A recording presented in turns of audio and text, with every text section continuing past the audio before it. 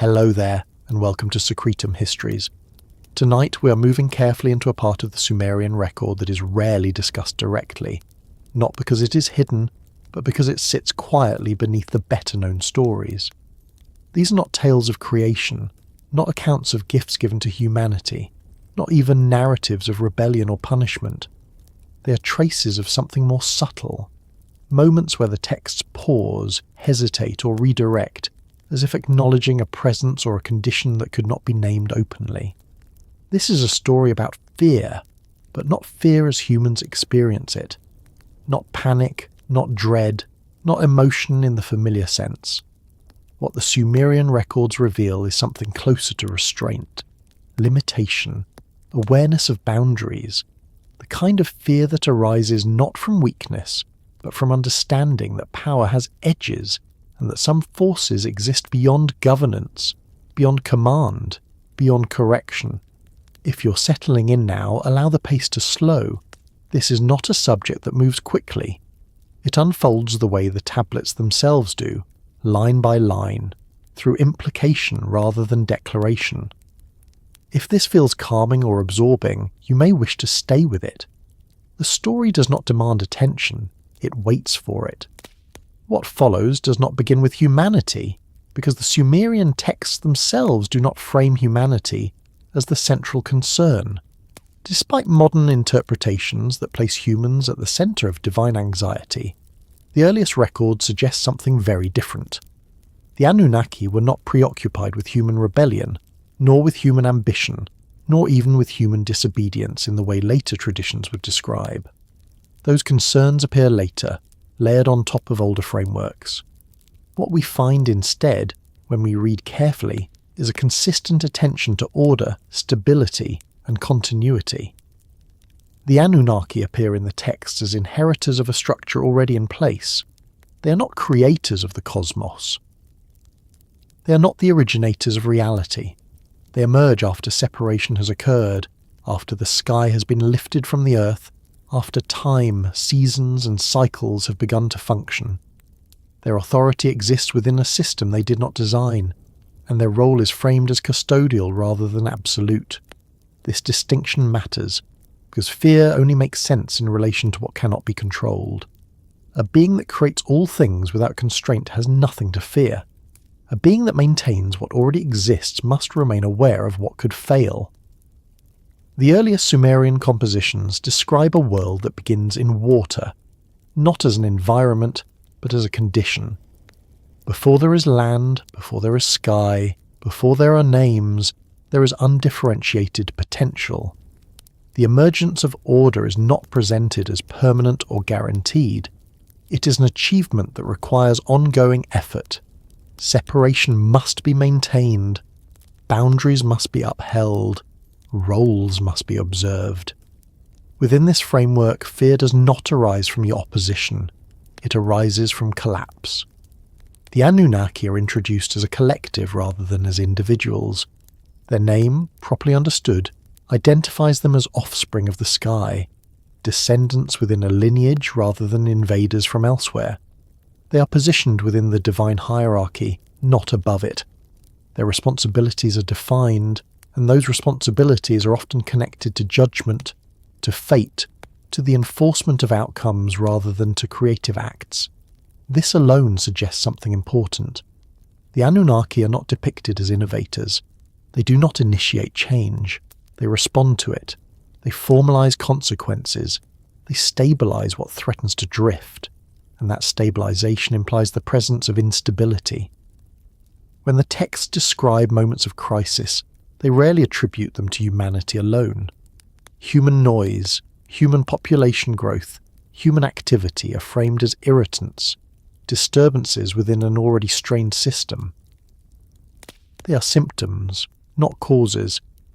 The deeper concern, the one that recurs in subtle ways across multiple compositions, is the possibility that the ordered world could revert to something earlier, something less defined. The fear, then, is not of humans becoming powerful. It is of the structures that allow power to exist becoming fragile. There are moments in the tablets where the gods do not act immediately, where decisions are delayed, where councils convene not to debate punishment, but to assess conditions. These pauses are revealing. They suggest uncertainty, not ignorance but caution. The gods are aware that their actions have consequences that ripple outward, sometimes in ways that cannot be undone. Flood narratives, for example, are often interpreted as expressions of divine anger, but when examined closely, they read more like containment measures. The language emphasizes restoration rather than vengeance.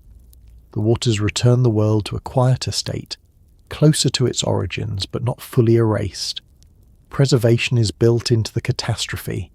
Instructions are given, seeds are saved, continuity is planned. This is not the behavior of beings afraid of rebellion. It is the behavior of beings afraid of imbalance. The Anunnaki, in their role as judges, appear most prominently in contexts related to boundaries between states of existence, life and death, fate and possibility, action and consequence. They sit at thresholds. Their authority is strongest where transitions occur, not where creation begins. That positioning implies awareness of limits.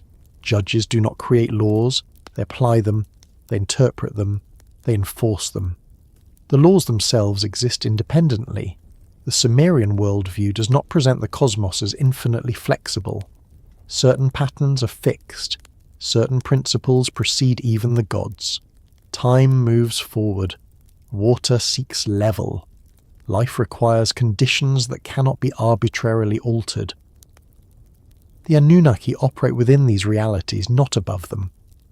What they fear, therefore, is not defiance, but breakdown.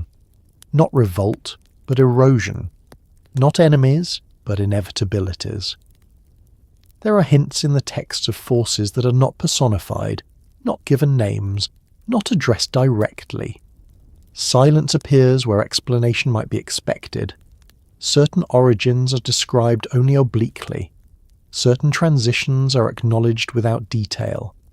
This restraint suggests reverence, but it also suggests caution. Some things are not elaborated because elaboration implies mastery.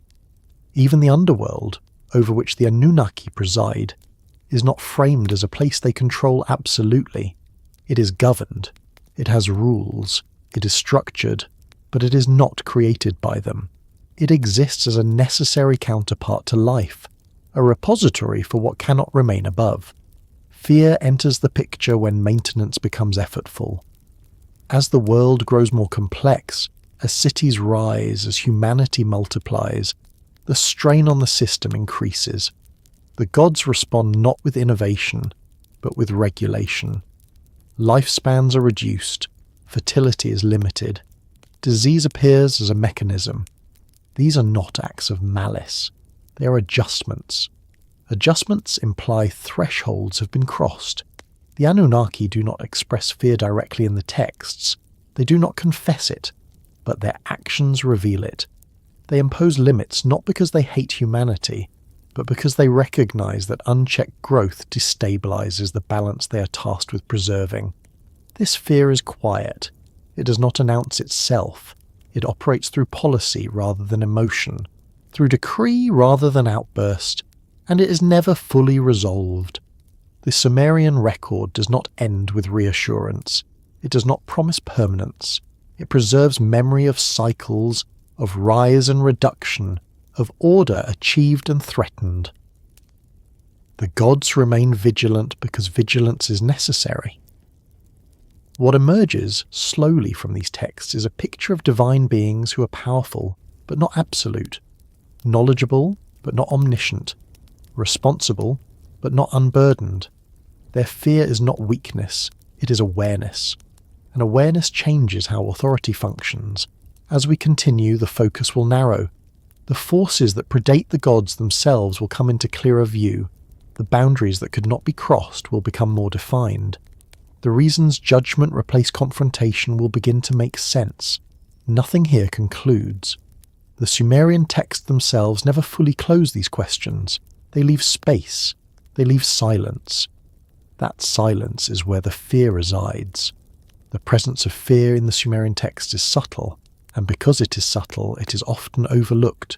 It does not announce itself with declarations or confessions. It does not appear as trembling gods or desperate acts. Instead, it reveals itself through structure, through repetition, through what the texts choose to regulate, limit, or postpone. Fear, in this context, is not an emotion expressed openly. It is a condition inferred from behaviour. The earliest Sumerian records were not written as myth in the modern sense. They were not designed to entertain, to dramatise, or to moralise in simple terms. They functioned as explanations of how the world operated and why it required constant attention. Writing itself emerged as a tool of management before it became a vehicle for storytelling. Grain was counted, labour was recorded, temple inventories were tracked. The divine world reflected this same mindset. Order existed because it was maintained. Nothing was assumed to be stable on its own. Within such a worldview, fear appears not as panic but as vigilance. The texts show a persistent concern with balance, with thresholds, with limits that must not be crossed without consequence. When gods impose boundaries, reduce lifespans, redistribute authority or convene councils, these actions point to an underlying awareness that something could go wrong. Fear enters not because the gods are powerless, but because power does not eliminate risk. If the cosmos were entirely secure, there would be no need for repeated decrees. If order were self-sustaining, there would be no need for oversight. The very existence of divine roles dedicated to judgment, fate, and regulation implies the possibility of disorder. The Anunnaki occupy these roles precisely because disorder is conceivable. In the Sumerian imagination, creation is not a single completed act. It is an ongoing process that requires reinforcement.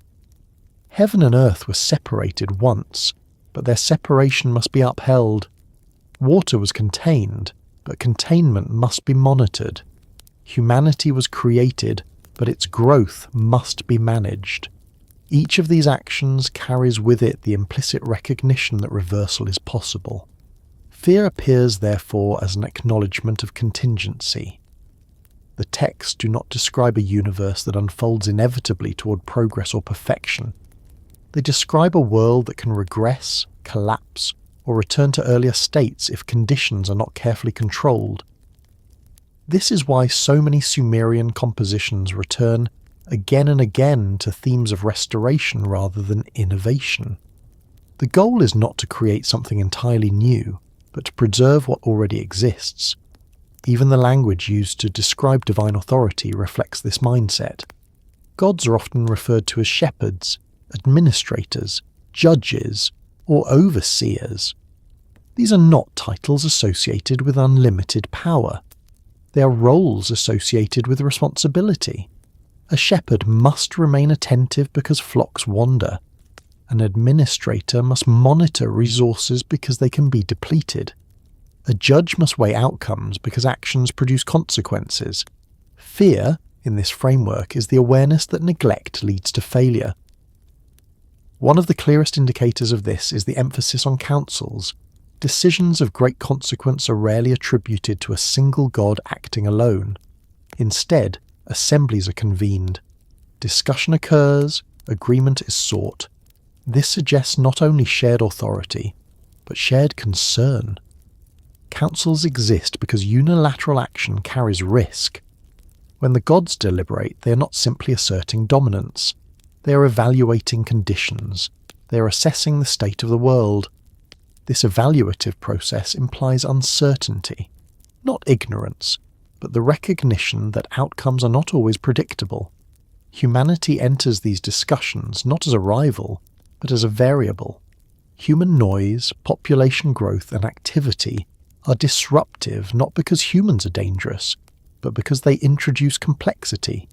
Complexity strains systems. The fear is not of rebellion, but of overload. The flood narratives make this especially clear. They are often framed in later traditions as moral judgments, but in the Sumerian context they function more like system resets. The language emphasizes exhaustion, disturbance, and the inability of the gods to rest. Restlessness becomes a signal of imbalance. Sleep in these texts is not merely physical, it represents equilibrium. When the gods cannot sleep, something is wrong. Fear appears here as the recognition that the world has exceeded its tolerances.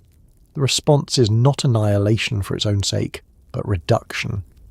The goal is to return conditions to a manageable state. Even in destruction, preservation is prioritized, instructions are given, seeds are saved, continuity is ensured. This approach reveals a deep anxiety about irreversibility. The gods act decisively, but not recklessly. They do not want to eliminate humanity entirely because humanity serves a function. Total loss would create a different problem. Fear operates on multiple levels, weighing one risk against another. Another place fear appears is in the way time is treated. The texts distinguish sharply between periods. There is a before and an after, antediluvian and post-diluvian, mythic time and historical time. This segmentation suggests that conditions change and that not all eras operate under the same rules. If time itself can behave differently, then permanence is an illusion. The long reigns of early kings are not presented as achievements to be repeated. They belong to a past that cannot be recovered. After the flood, lifespans shorten. Authority becomes more constrained. Memory replaces presence. These shifts indicate a narrowing of possibilities. Fear here is not regret, but adaptation. The gods respond to changing conditions by adjusting the parameters of existence. They limit rather than expand. They codify rather than experiment. This suggests an awareness that the system has reached a point where flexibility is dangerous. The Anunnaki, associated with fate and judgment, become more prominent in this later context. Their role intensifies as the world becomes more fragile. Fate must be fixed because uncertainty is destabilizing.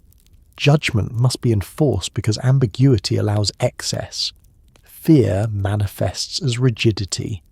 The underworld too reflects this dynamic. It is a place of containment. It receives what cannot remain above. Death is not portrayed as punishment alone, but as necessity. Without it, the system would fail. Overpopulation is feared not because of moral corruption, but because it overwhelms resources and attention. This practical approach to fear distinguishes the Sumerian worldview from later theological systems that emphasize moral transgression. Here, fear is ecological. It concerns flow, balance, capacity. The gods fear not humanity's intentions, but humanity's impact. At the same time, the text suggests that humanity is not the only source of instability. Natural forces, weather, disease, and even the behavior of other gods introduce unpredictability. This is why authority is distributed. No single deity controls everything. Specialization exists because complexity demands it. Fear arises from interdependence. When multiple domains interact, failure in one affects others. A drought affects crops, which affects cities, which affects offerings, which affects divine sustenance. The system is tightly coupled. Small disruptions can cascade. This awareness permeates the texts. It explains why divine attention is constant, why rituals are repeated, why offerings are regular. Maintenance is not symbolic, it is functional. Fear, then, is embedded in routine. The Anunnaki do not express fear through lamentation. They express it through structure, through law, through fate, through the quiet enforcement of limits. They are not portrayed as anxious, but as restrained. Restraint is the clearest indicator of fear. If there were nothing to fear, there would be no need for restraint. Power would expand unchecked. The Sumerian texts show the opposite. Power is bounded. Authority is contextual. Even the gods operate within constraints they did not create. This is why fear appears at all. It is not weakness, it is recognition. As the narrative continues, this recognition will become more specific.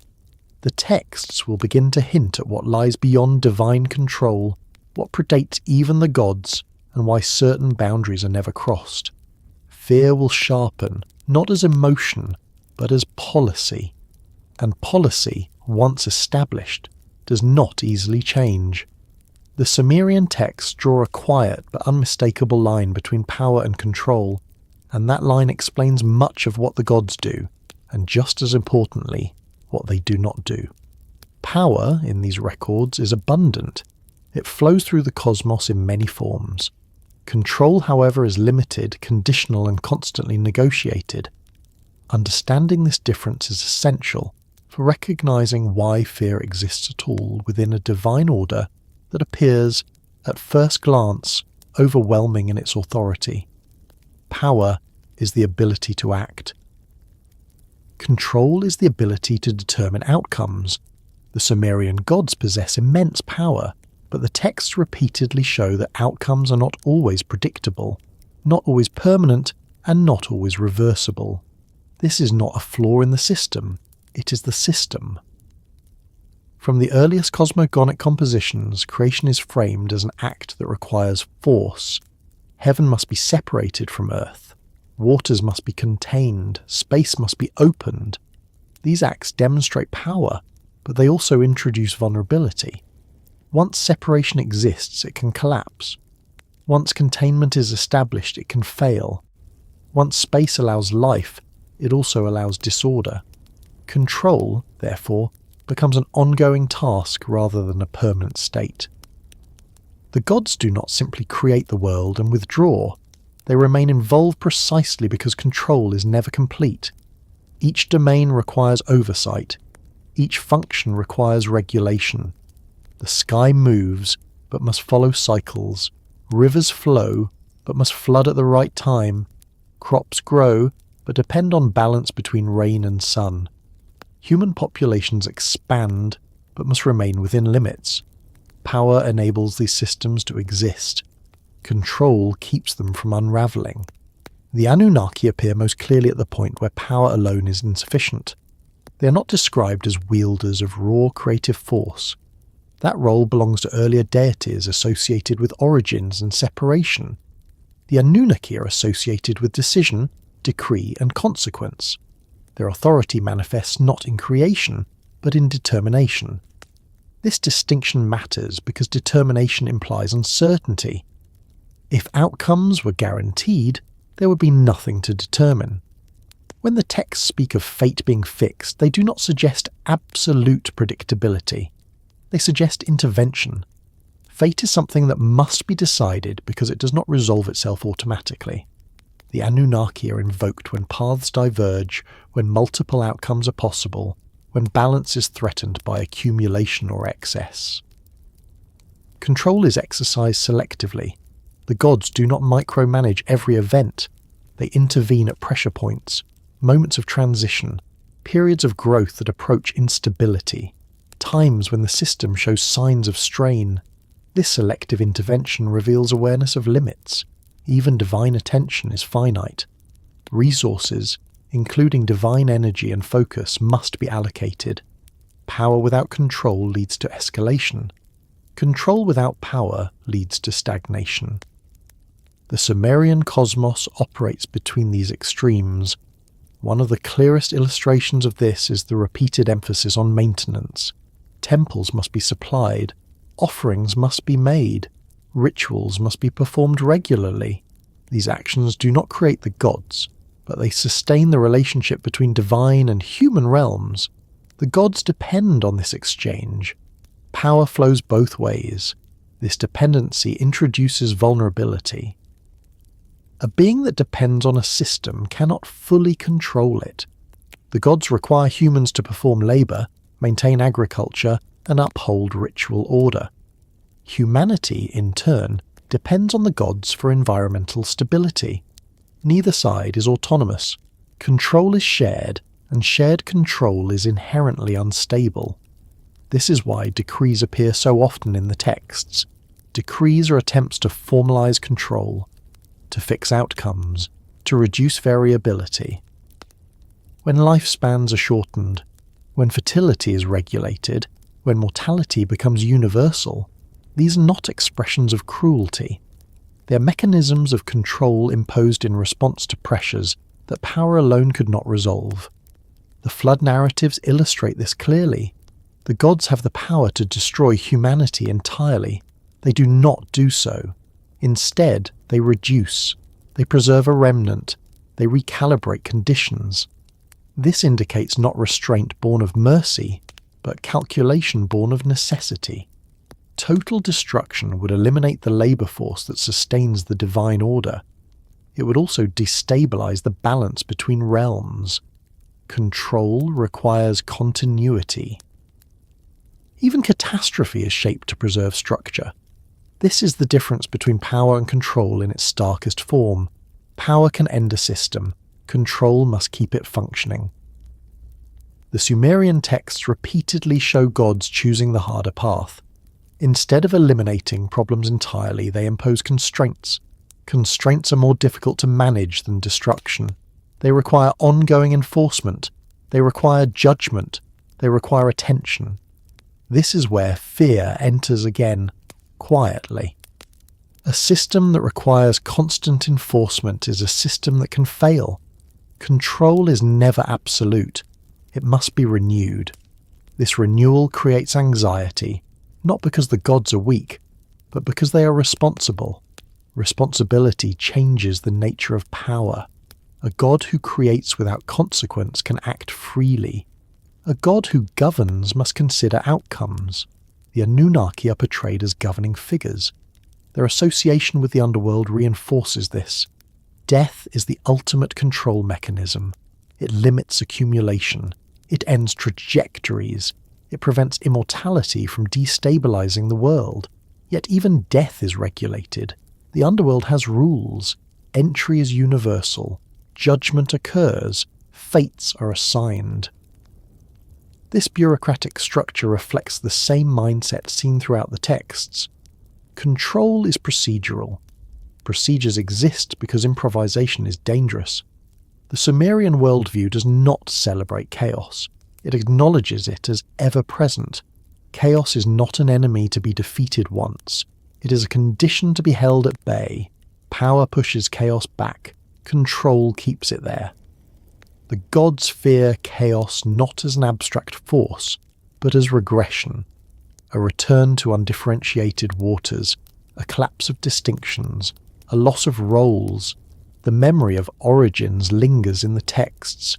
Creation emerged from a state that could reassert itself if boundaries fail. This is why separation is such a central theme. Heaven must remain apart from earth. Waters must remain divided. Life must remain distinct from death. Humans must remain mortal. Each separation is an act of control layered onto power. When separations blur, fear intensifies. The texts show this in moments of divine concern, when humans grow too numerous, when noise becomes unbearable, when gods cannot sleep. Sleep represents stability.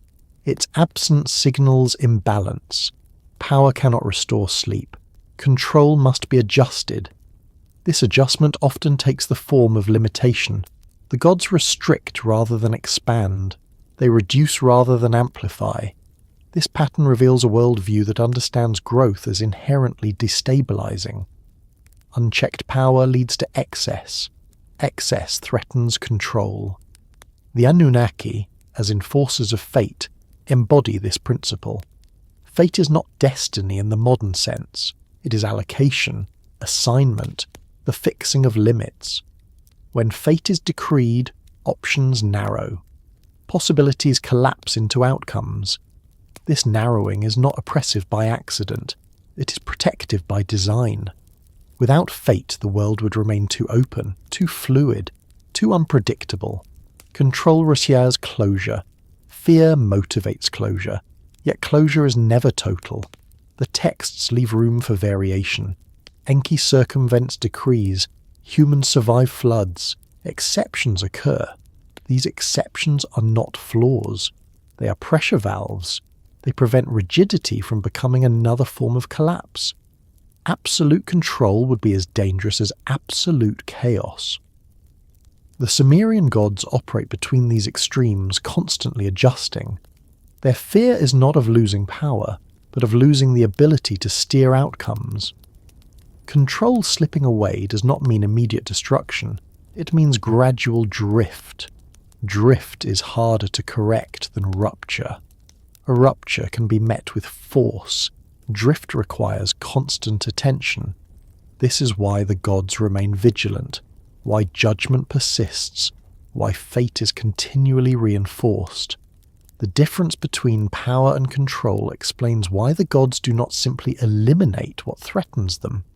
Humanity is not removed because humanity is not the threat. The threat is imbalance. Power could erase humanity. Control cannot afford to. As the narrative moves forward, this distinction will become sharper.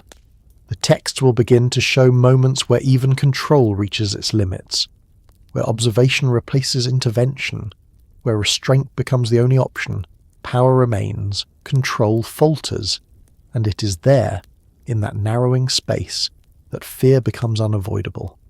The Sumerian texts never describe the Anunnaki as rulers in the way modern readers often imagine gods to rule.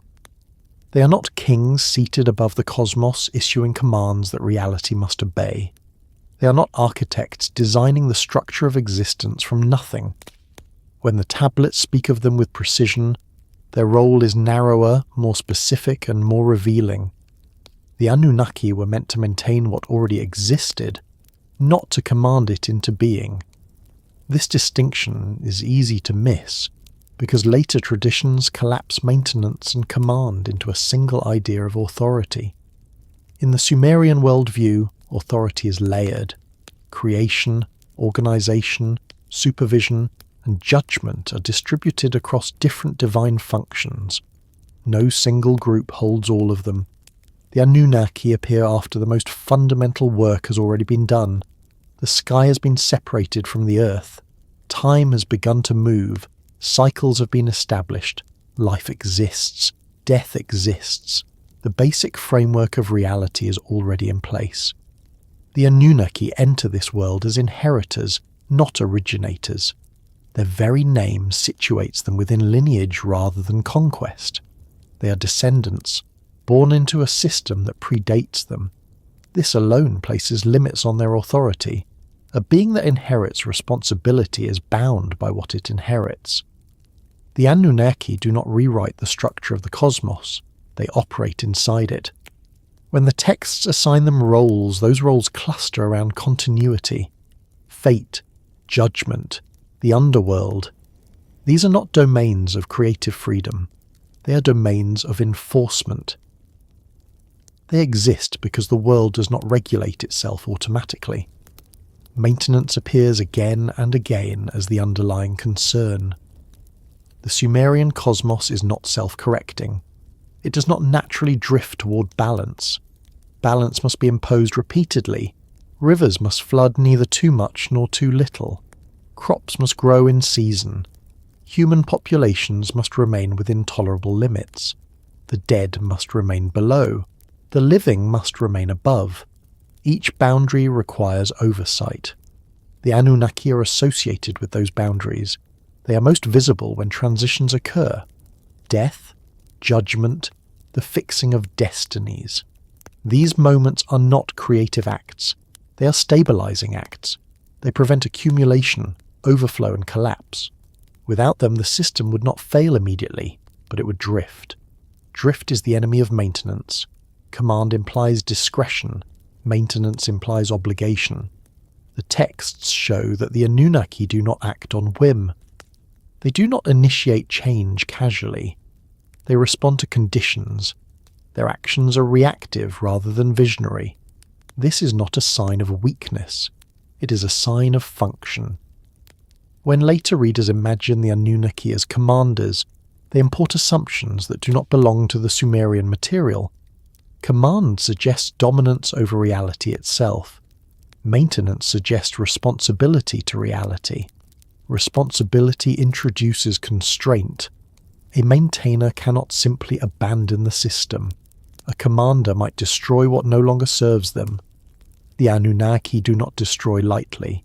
Even when catastrophe occurs, it is measured. Floods do not erase everything. Survivors are preserved. Seeds are saved. The future is planned. This planning reveals the core of their role. The Anunnaki are concerned with continuity across disruption. They exist to ensure that even when order is temporarily undone, it can be restored. They do not fear humanity's existence. Humanity is part of the system they are maintaining. They fear conditions that make maintenance impossible. The underworld provides one of the clearest examples of this logic. It is not described as a place of punishment in the moral sense. It is described as a place of containment. Everyone goes there, kings and commoners alike.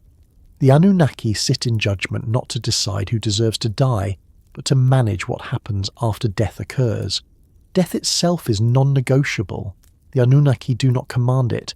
They manage its consequences. Without death, the world would not be sustainable. Immortality is not portrayed as a reward, but as a destabilizing condition. The few figures who receive eternal life are removed from ordinary existence. They do not remain among humans. They are placed elsewhere. This is maintenance logic at work. Exceptions are isolated to protect the system. Command would allow immortality to spread. Maintenance prevents it. The same pattern appears in the regulation of time. Early rulers live for impossibly long spans.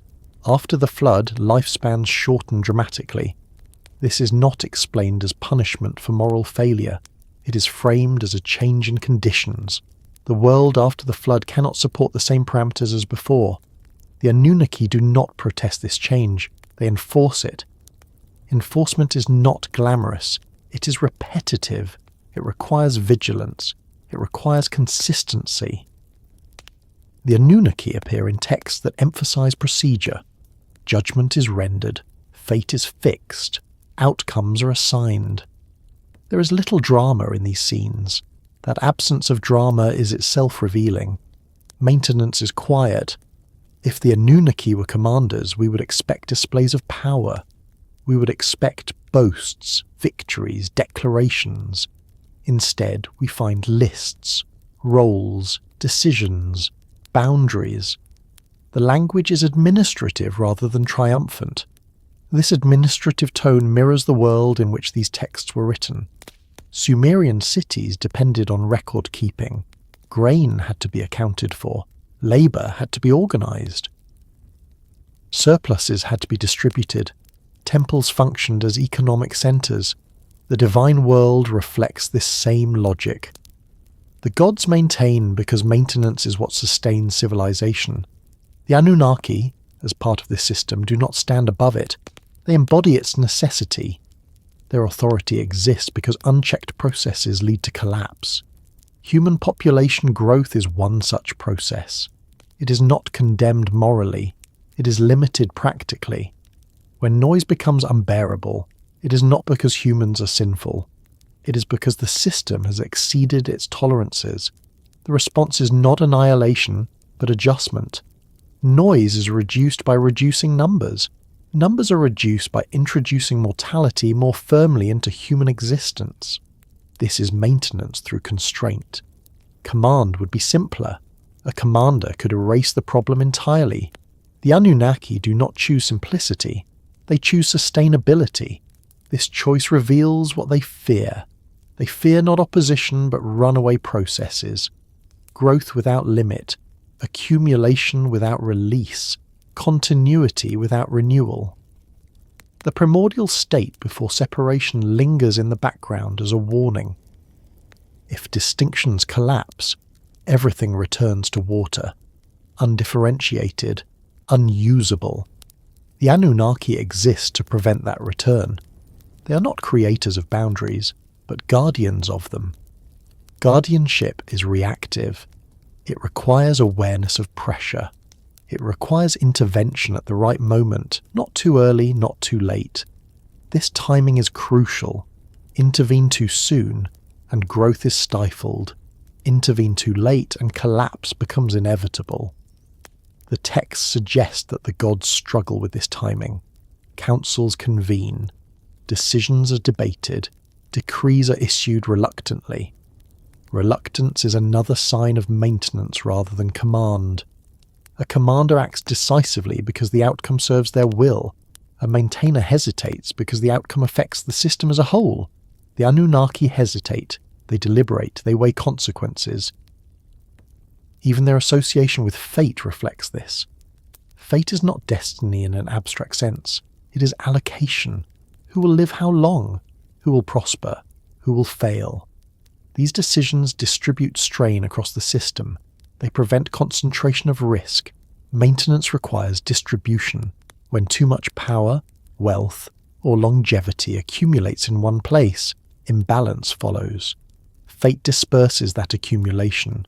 Judgment enforces it. The Anunnaki's role, then, is inherently conservative.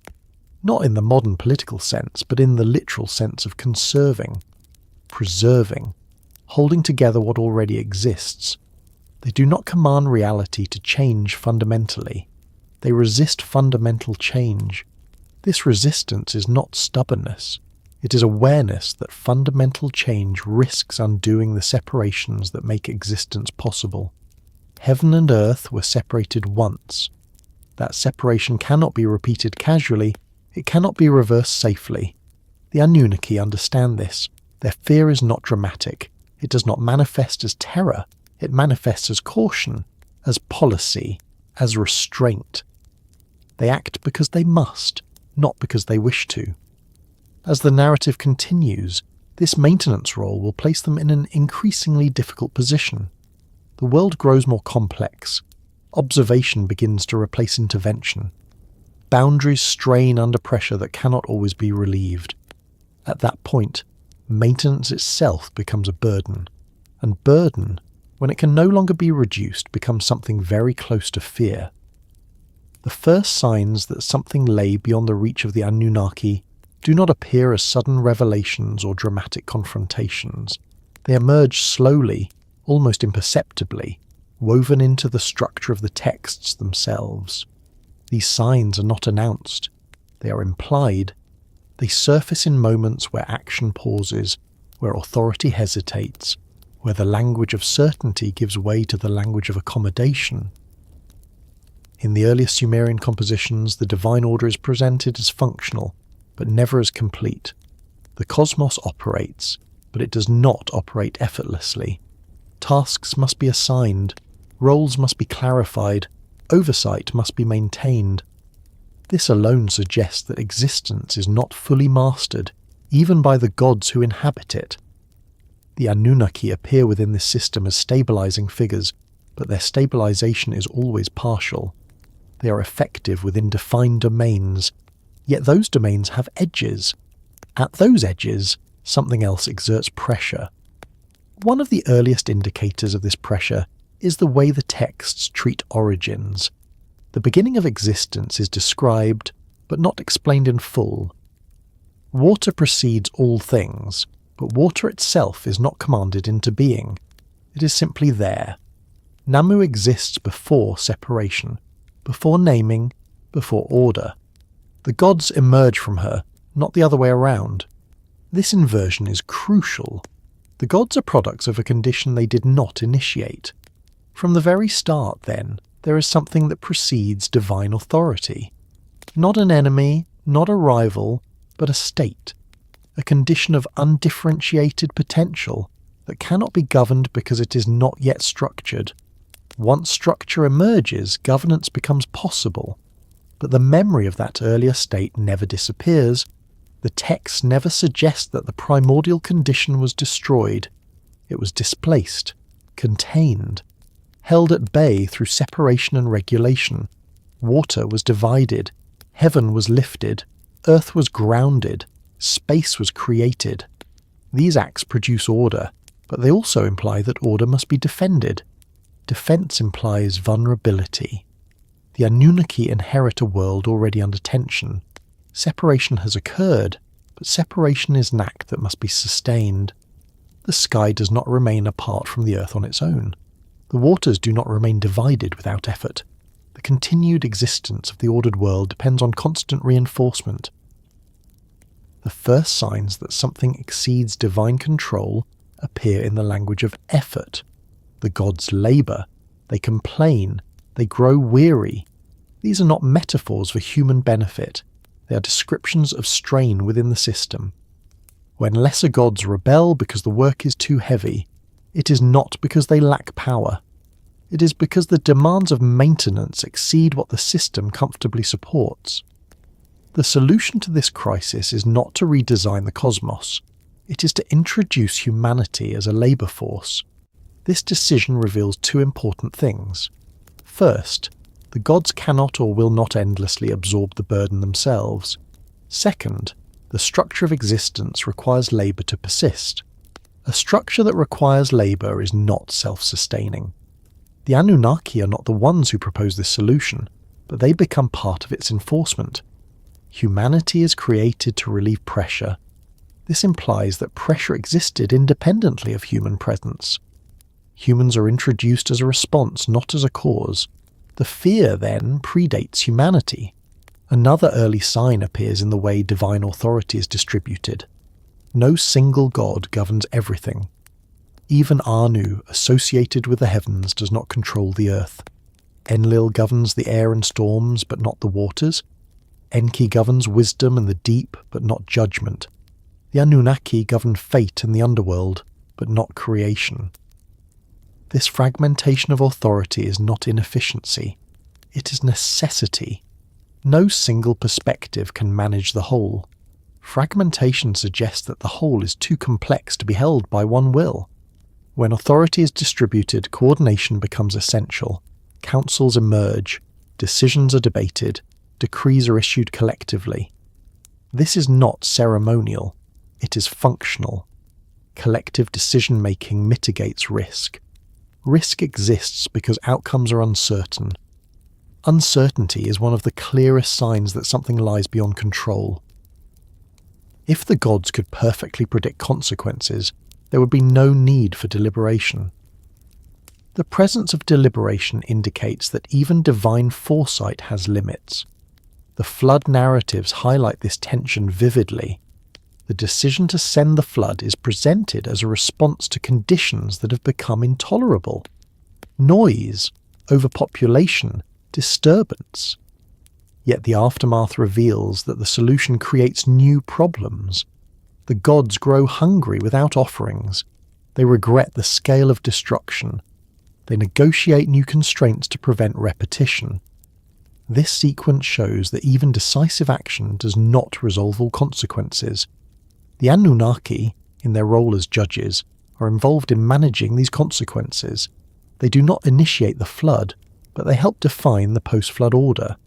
Mortality is enforced more strictly. Lifespans are reduced. Reproductive limits are imposed. These measures are not triumphs. They are concessions. A concession acknowledges that the previous state cannot be restored. This is a critical moment. The world before the flood operated under different conditions, longer lifespans, closer proximity between divine and human realms, greater flexibility. After the flood, those conditions are gone. The gods do not attempt to recreate them. They adapt to a narrower range of possibilities. Adaptation implies constraint imposed from outside.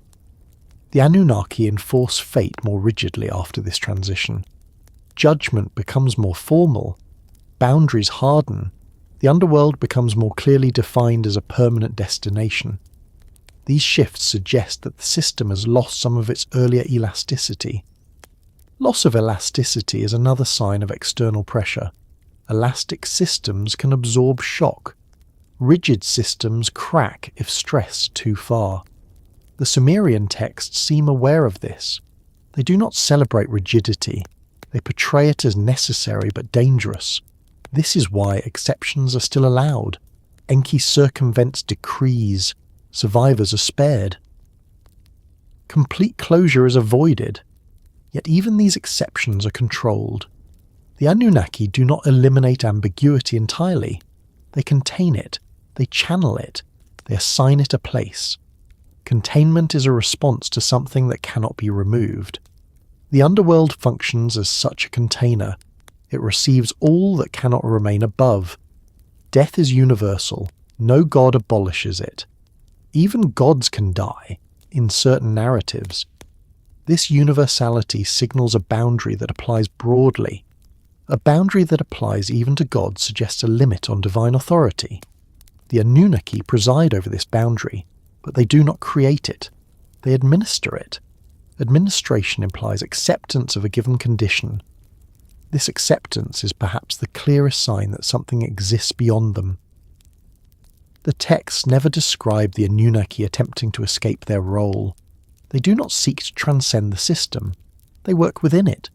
Their fear, if it can be called that, is directed not outward, but inward, toward the fragility of what they are tasked with preserving.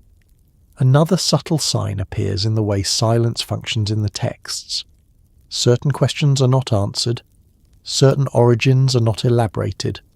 Certain transitions are marked without explanation. This silence is not ignorance, it is restraint.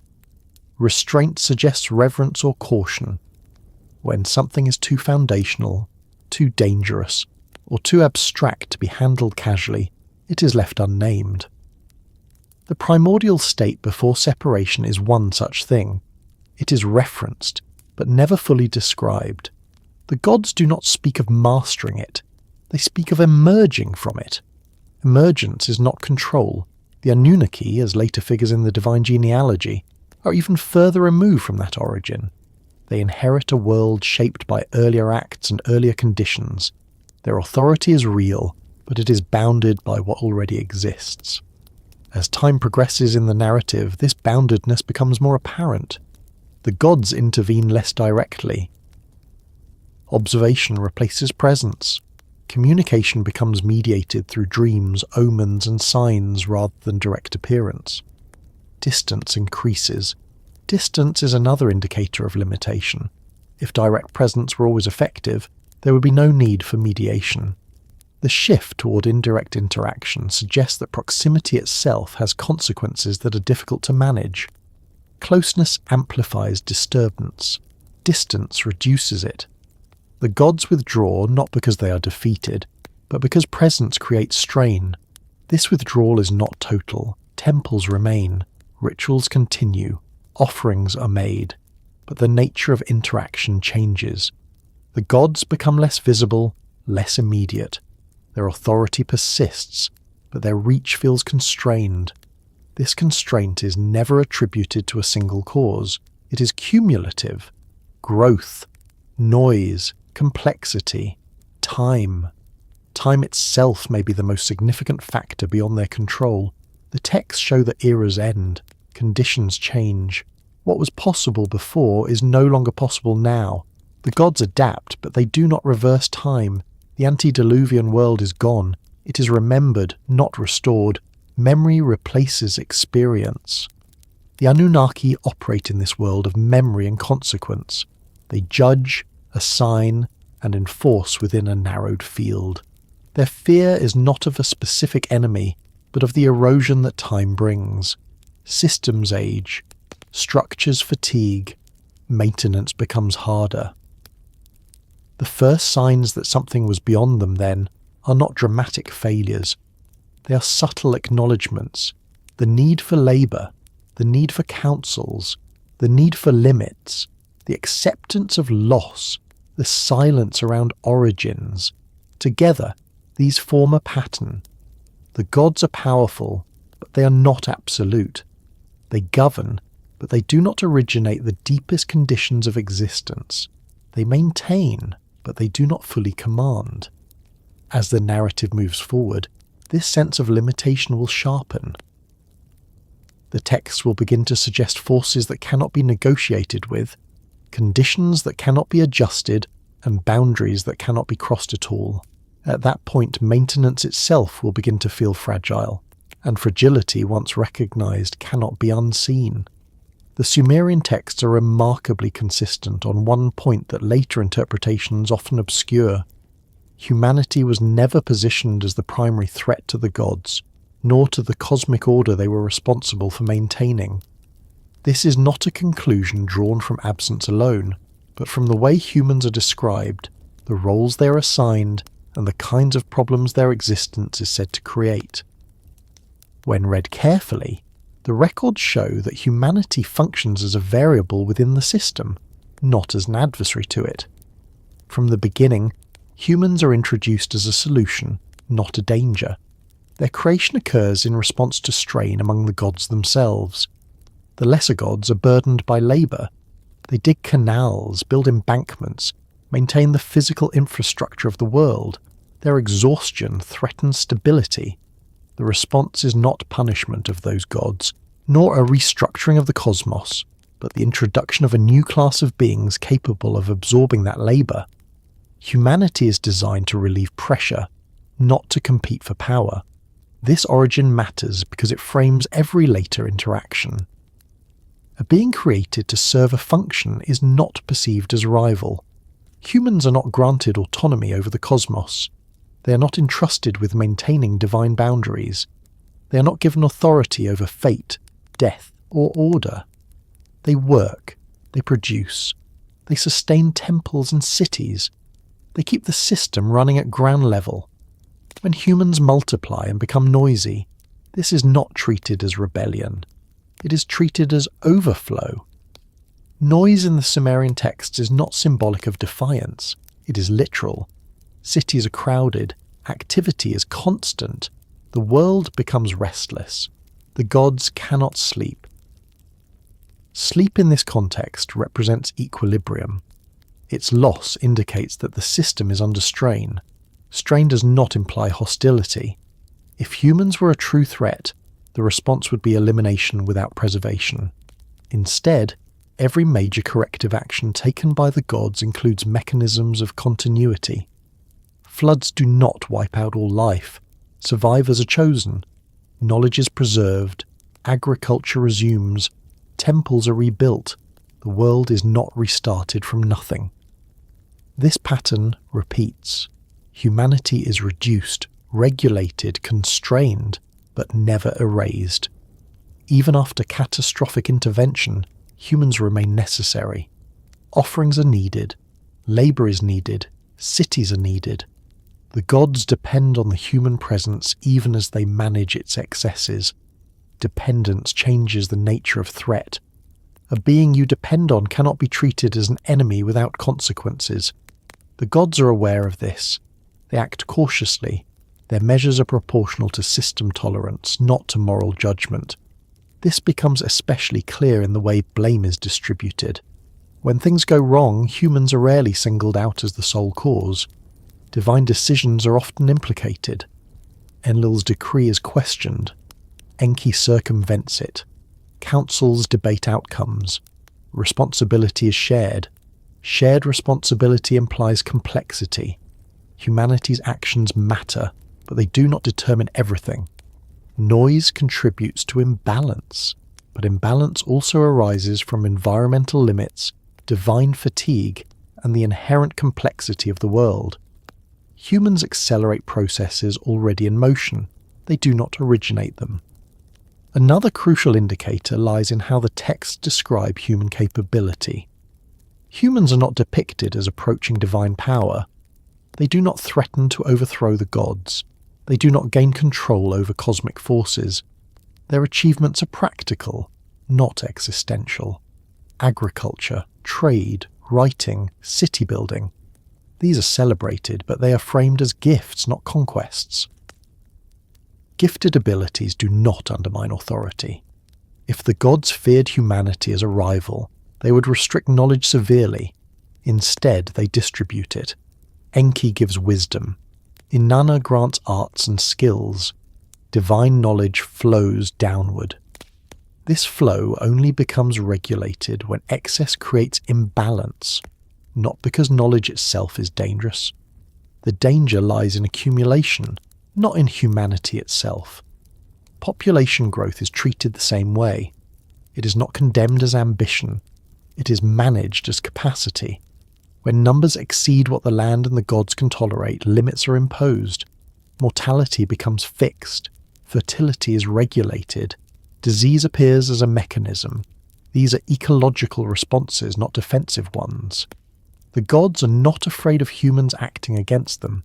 They are concerned about the system being overwhelmed. This distinction explains why humanity is rarely addressed directly in terms of threat. There are no speeches warning humans not to challenge the gods. There are no narratives of humans attempting to seize divine authority. When transgression occurs, it is localized, symbolic, or tied to ritual violation, not to systemic overthrow. The real anxiety always points elsewhere. It points toward conditions that cannot be negotiated with. Time, growth, entropy, the return of undifferentiated states. Humans participate in these forces, but they do not control them. The flood narratives again illustrate this clearly. The gods do not say humanity is dangerous. They say humanity is too loud, too numerous, too active. These are signs of success, not rebellion. The problem is not intent. It is scale. Scale is difficult to manage.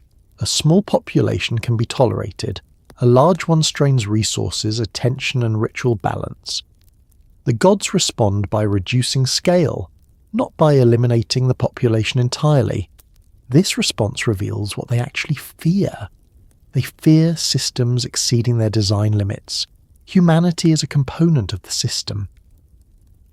When components grow beyond specification, systems fail. The gods act as regulators, not as threatened rulers. Another telling detail lies in the underworld. All humans go there, kings and commoners alike. There is no suggestion that humans must be kept out of certain realms because they are dangerous. The boundary is universal and procedural. Death is not a defensive measure against human rebellion. It is a structural requirement. If humans were the primary threat, death would be selective. Instead, it is applied evenly. This uniformity suggests management rather than fear-driven suppression. Even exceptional humans who receive divine favour are removed from ordinary existence. They do not remain among others to inspire rebellion. They are placed elsewhere. This again reflects maintenance logic. Exceptions are isolated to prevent distortion. Isolation is not punishment, it is containment. The texts also show that gods themselves can be sources of disruption. Conflicts between deities occur. Decisions are reversed. Plans are circumvented. If the gods feared humans more than anything else, internal divine conflict would be minimized or hidden. Instead, it is openly acknowledged. Acknowledgement of internal instability shifts the focus away from humanity. Humans are not uniquely disruptive. They are part of a broader pattern of forces interacting within a constrained system. The gods are aware that imbalance can arise from many directions. This awareness shapes their response. They do not escalate against humanity. They adjust parameters. They fine-tune conditions. They accept that no solution is permanent. Humanity persists because humanity is not the core problem. Even the tone of the text supports this. Humans are often described with neutrality, sometimes with sympathy, rarely with hostility.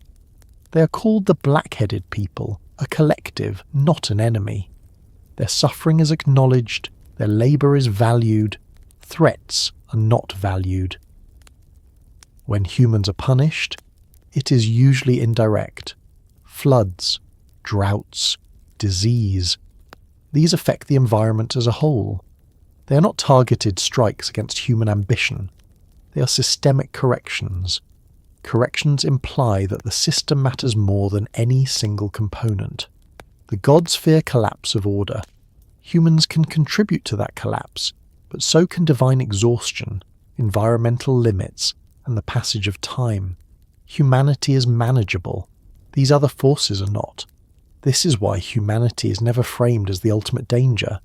Humans can be regulated. They can be reduced. They can be guided. They can be taught. They can be restrained. What cannot be restrained is the gradual drift of systems toward instability. That drift is evident even in divine behaviour. Over time, gods withdraw. Direct presence diminishes. Communication becomes symbolic. This is not because humans are too powerful. It is because proximity itself amplifies disturbance.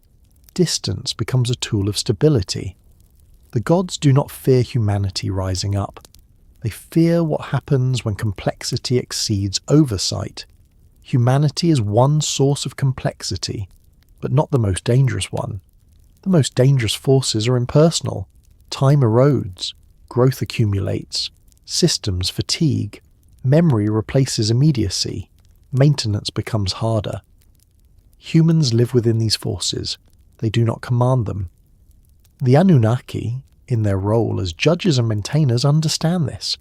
They focus their attention on boundaries that matter most: life and death, fate and chance, order and dissolution. Human ambition does not rank high among these concerns. The texts never suggest that humanity could undo the cosmos. They suggest that the cosmos could undo itself if left unmanaged. That is the true source of fear. Humanity is not an existential threat. Humanity is a load-bearing element. Remove it entirely and the system fails in another way. Allow it to grow unchecked and the system strains. The gods walk a narrow path between these outcomes. As the narrative moves forward, this balance will become increasingly difficult to maintain. The world will grow quieter in one sense, more distant in another. Observation will replace intervention. Silence will become more pronounced. And through it all, humanity will remain present, not as an enemy, but as a reminder of how delicate the system has always been. Order, in the Sumerian worldview, is never assumed to be permanent. It is not a natural resting state toward which the world drifts on its own. It is something imposed, sustained, and repeatedly repaired in a reality that is inherently unstable. This understanding shapes every divine action described in the texts and explains why fear, restraint, and vigilance are woven so deeply into the structure of the cosmos. The instability of the world is not presented as a flaw. It is presented as a condition. The earliest compositions describe existence emerging from undifferentiated waters, a state without boundaries, without separation, without fixed roles. That primordial condition is not destroyed when order appears. It is displaced, pushed aside, held back by structure. The memory of that state remains embedded in the cosmology as a constant reminder of what lies beneath. Order exists because instability never fully disappears. The separation of heaven and earth is the foundational act that allows order to begin.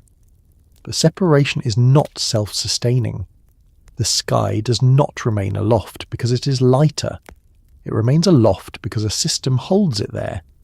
The earth does not remain dry because water retreats willingly. Water is contained, divided, channeled. These acts must be maintained through ongoing effort. This is why the gods are never idle in the texts. Even at rest, they are alert. Their sleep is shallow. Its disturbance is significant. When sleep becomes impossible, it signals that order is under strain. The Anunnaki operate within this fragile equilibrium. Their responsibility is not to perfect the world, but to prevent it from unraveling. They preside over mechanisms that slow collapse rather than eliminate its causes: fate, death, limitation. These are tools of stabilization, not expressions of dominance. An unstable world resists control through excess. Excess appears in many forms: population growth, urban expansion, resource consumption, noise, activity. None of these are condemned as immoral. They are natural consequences of success. Civilization works, people multiply, cities grow dense, production increases, trade expands, the world becomes busy. Busyness is not neutral in an unstable system. The Sumerian texts show that activity itself generates disturbance. Movement creates friction. Sound carries upward. Structures weigh down the land. Canals reshape water flow. Each intervention improves life while simultaneously increasing systemic stress. Order must absorb this stress or fail. The problem is not that the gods do not understand this. It is that understanding does not grant immunity. The gods too are embedded in the system. They rely on offerings. They depend on labour. They require quiet to rest. Their existence is not detached from the world's condition. This mutual dependence is the source of tension. A stable world could tolerate dependence without fear. An unstable one cannot. Every dependency becomes a point of vulnerability. If offerings stop, divine sustenance wanes. If labour ceases, infrastructure decays. If noise increases beyond tolerance, divine rest is disrupted. Rest is not a luxury in this worldview. It is a requirement for governance. When rest fails, judgment becomes harsher.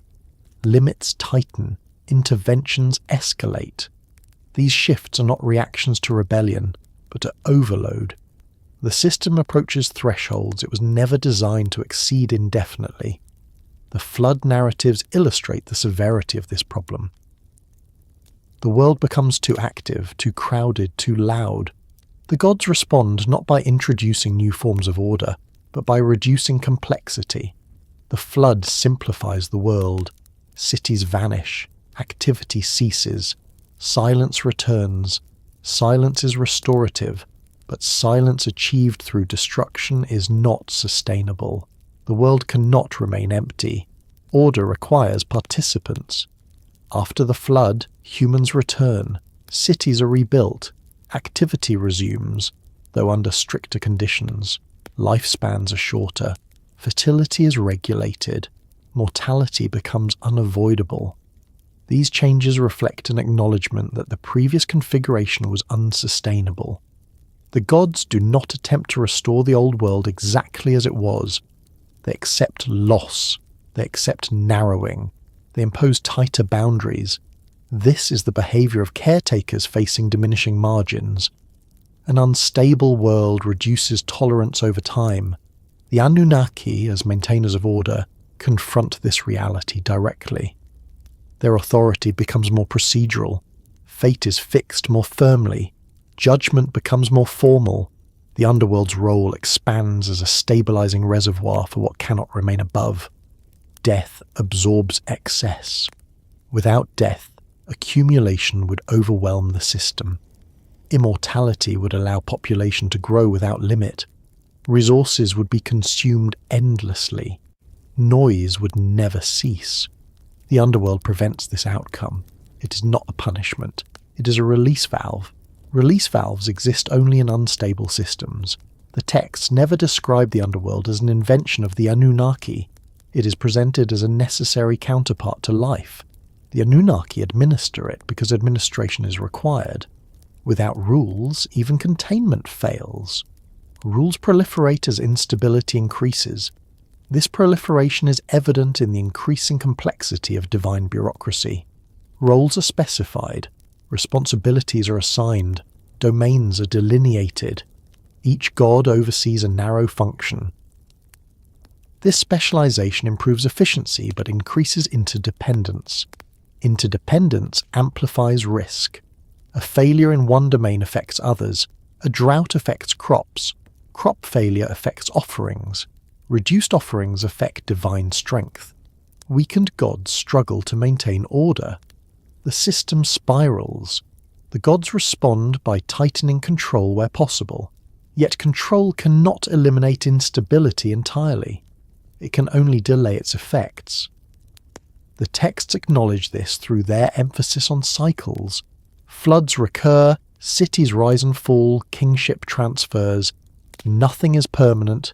Impermanence is not tragedy. It is expected. The problem arises when impermanence accelerates, when change occurs faster than maintenance can adapt, when growth outpaces regulation, when complexity exceeds oversight. These are the moments that trigger divine intervention. The Anunnaki do not seek to eliminate instability. They seek to slow it. Their fear is not of change itself, but of uncontrolled change. A world that changes too quickly becomes unmanageable. Time, therefore, becomes a critical factor. The texts show a clear shift from mythic time to historical time. Early eras stretch across vast spans. Later periods contract. Time feels denser. Events occur more rapidly. Lifespans shorten. Memory replaces experience. This compression increases pressure. In long eras, instability unfolds slowly. There is time to respond. In compressed eras, thresholds are crossed quickly. Responses must be decisive. Errors carry greater consequences. The Anunnaki operate under these tightening conditions. Their judgments become more consequential because margins are thinner. Their decrees fix outcomes because flexibility is risky. Ambiguity allows drift. Drift leads to collapse. Order then becomes increasingly rigid. Rigidity is dangerous but necessary. The texts show awareness of this paradox. Absolute rigidity would shatter under stress. Absolute flexibility would dissolve. The gods attempt to balance between these extremes. This balancing act defines the problem of order in an unstable world. Humanity intensifies this problem without being its cause. Humans accelerate processes. They expand activity. They densify space. They innovate. Each improvement introduces new stress. The gods respond by imposing ceilings. Ceilings are visible in limits on lifespan, fertility, and knowledge. Certain truths remain inaccessible. Certain powers are withheld. Not because humans would misuse them intentionally, but because greater capacity would destabilize the system further. Capacity must match tolerance.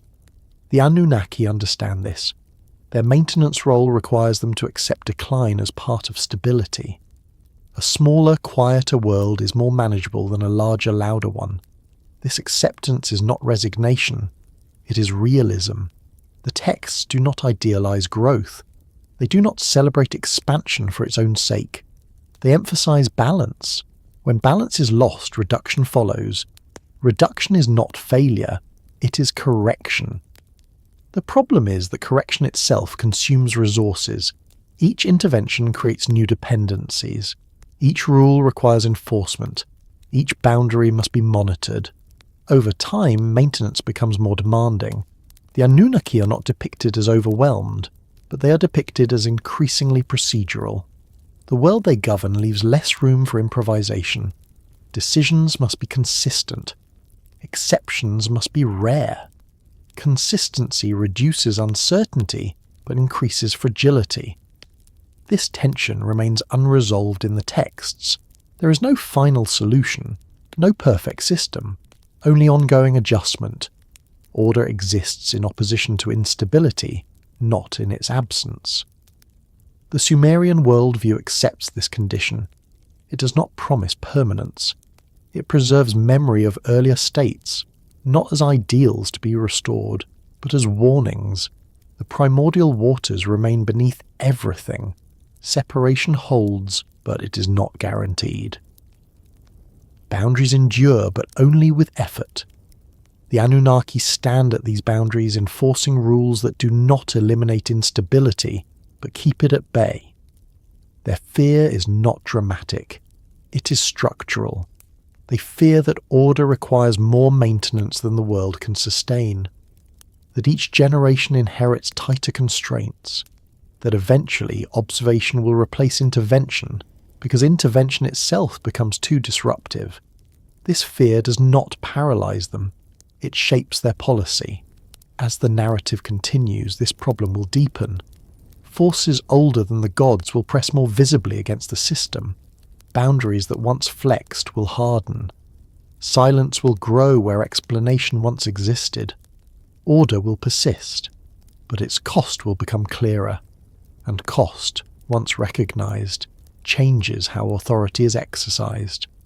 The Sumerian texts do not place the gods at the beginning of everything. This is one of their most quiet but most consequential features.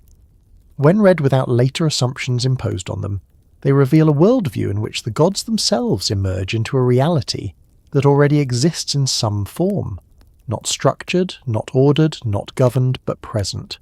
This presence is not hostile, not conscious in a human sense, and not framed as an enemy. It is simply prior. The earliest compositions describe existence before the gods not as emptiness, but as condition. Water exists before names. Potential exists before form. Movement exists before direction. This state is not ruled. It is not commanded. It is not negotiated with. It precedes authority altogether. Namu stands at the edge of this idea. She's described as the primordial waters, but even she is not portrayed as a ruler issuing decrees. She is origin, not authority. She does not impose structure. Structure emerges from her. This distinction matters. Origin does not imply control. It implies source. The gods come later. They are born. They emerge. They separate. They define. These are acts that occur within a condition that already allows them to occur. The sky can be lifted because there is something to lift it from. Water can be divided because water already exists. Time can begin because change is already possible. None of this is framed as conquest. The texts never describe the gods defeating the primordial state. There is no victory narrative, no battle, no eradication. The primordial condition is not destroyed. It is displaced, contained, redirected, pushed to the margins of the ordered world, but never eliminated. This alone tells us something fundamental. There are forces the gods do not overcome. They work around them. The Anunnaki, arriving even later in the divine genealogy, inherit this reality fully formed.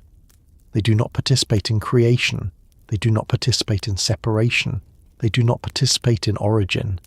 They are born into a system that already balances order against something older and less defined. Their authority exists because that balance must be maintained. When the texts speak of the deep, of the waters below the earth, of the abyss beneath foundations, they are not describing a conquered enemy. They are describing a presence that remains. Wells reach it. Springs emerge from it. Floods reconnect the surface world to it. The deep is always there. This continuity suggests permanence, a force that remains present through all phases of creation, destruction and restoration, cannot be commanded in the way later gods command cities or humans. It can only be managed indirectly. This indirect management is one of the clearest signs that the gods recognize limits to their authority. The primordial state is not given laws, it is not judged, it is not punished, it simply exists. The gods build on top of it, they rely on it, they fear its return not because it is evil, but because it dissolves distinctions. Distinction is the foundation of order. Heaven and earth must remain separate. Fresh water and salt water must remain divided. Life and death must remain distinct. Time must move forward rather than loop endlessly. These distinctions are not inherent. They are imposed. Imposition requires effort. The forces that existed before the gods do not respect these distinctions. They do not oppose them either. They ignore them. They are indifferent. Water flows wherever it can. Potential manifests without preference. Time, before it is measured, does not care about sequence. This indifference is more dangerous than opposition. An enemy can be confronted. Indifference cannot. The primordial condition does not respond to command. It does not recognize authority. It does not adjust behavior in response to decree. It simply reasserts itself when conditions allow. Floods illustrate this perfectly. When waters rise, they do not ask permission.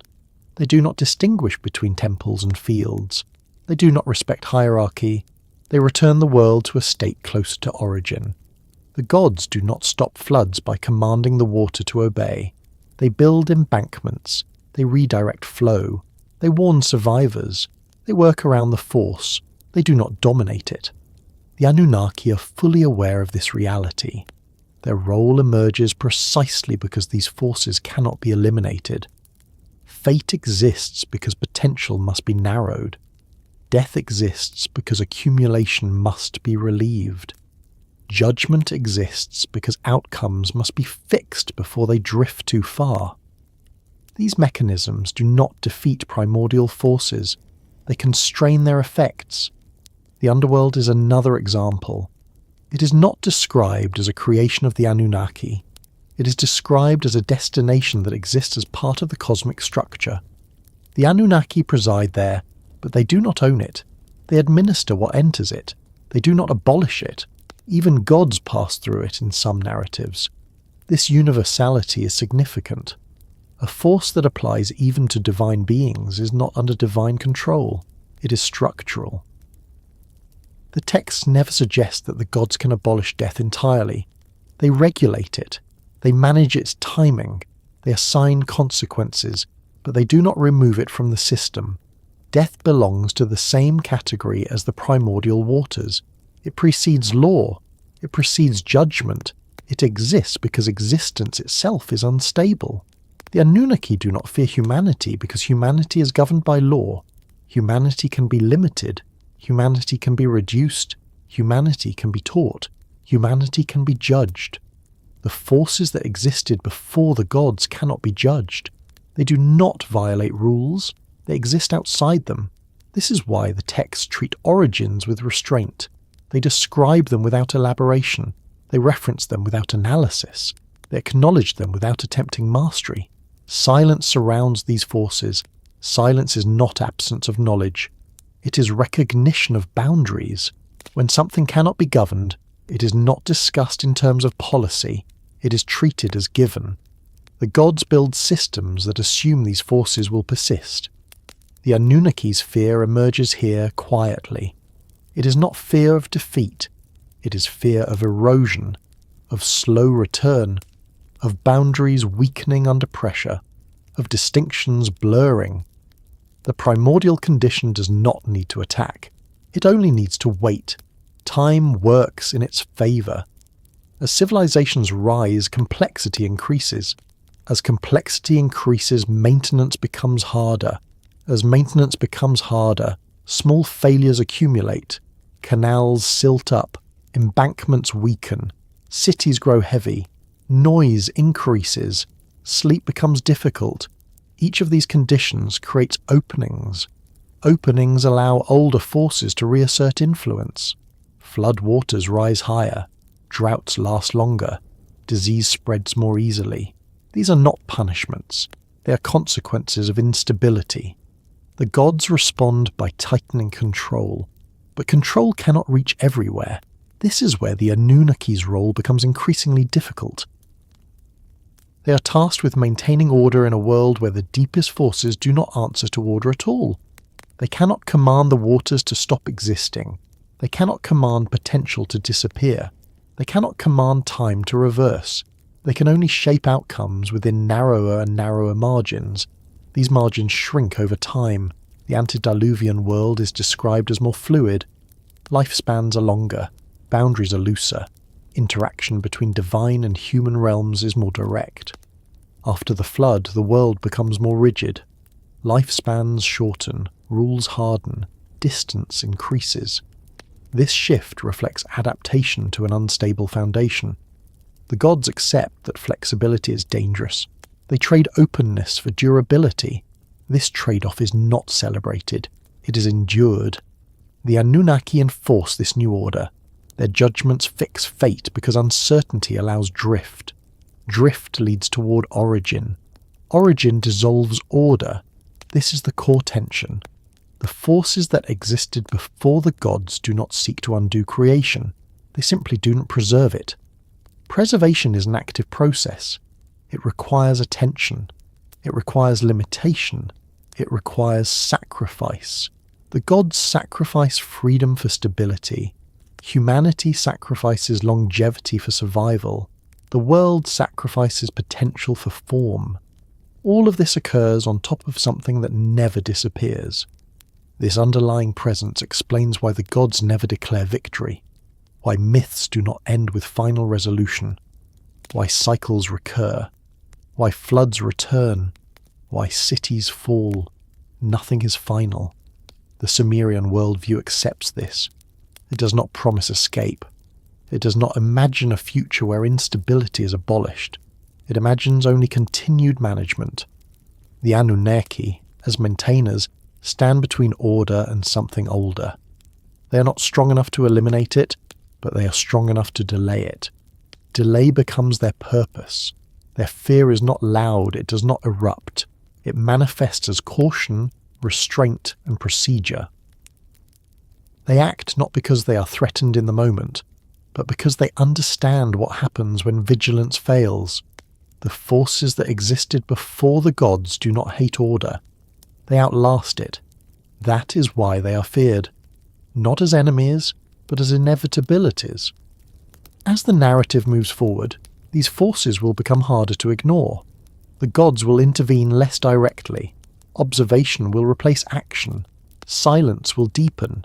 The Anunnaki will remain, enforcing boundaries they did not create, against pressures that cannot be negotiated with. And in that role, their authority will continue to exist, not as mastery, but as resistance. There are moments in the Sumerian texts where the gods act with clear intention, and yet the outcome does not align cleanly with what they appear to want. These moments are easy to overlook because they are not framed as failures. They are framed as complications. The language shifts subtly. Certainty gives way to adjustment. Decree gives way to response. It is in these passages that we begin to see the earth itself behaving in ways that cannot be fully directed, even by divine will. The Sumerians did not imagine the earth as passive matter waiting to be shaped at command. They understood it as active, responsive, and at times resistant. Land floods when water overwhelms its boundaries. Crops fail when seasons misalign. Cities sink into silt when maintenance falters. These are not rebellions. They are expressions of physical reality asserting its own logic. Divine intention, in this worldview, is not the same as absolute control. When the gods establish order, they do so by working with the earth's properties, not by abolishing them. Canals redirect water, but they do not eliminate its tendency to flow. Embankments contain floods, but they do not remove flood risk. Agriculture coaxes grain from soil, but it does not guarantee harvest. The earth cooperates only within limits. The texts reflect this understanding through repeated emphasis on labour. Divine order requires human work to persist. Fields must be ploughed, channels must be cleared, walls must be repaired. When labour stops, order decays. The gods do not step in to perform this work indefinitely. They rely on processes embedded in the world. Reliance creates vulnerability. There are passages where the gods issue decrees about abundance, fertility, and prosperity, yet the outcome depends on conditions beyond decree alone. Rain must fall at the right time. Rivers must rise neither too much nor too little. The land must respond.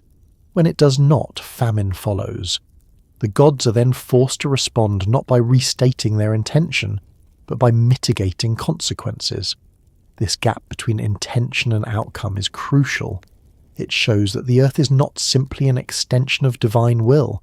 It has its own rhythms, its own thresholds, its own inertia. The gods can influence these, but they cannot override them completely. Flood narratives again provide a stark example. The decision to release the waters is deliberate, but the scale of destruction exceeds what seems initially intended. The gods react to the devastation with regret. They had intended reduction. They witness near total silence. The earth returns closer to its primordial state than planned. This reaction reveals surprise. Surprise implies unpredictability. Unpredictability implies that the earth responds according to forces not entirely governed by decree. Once water is released, it follows gravity, terrain, accumulation. It spreads.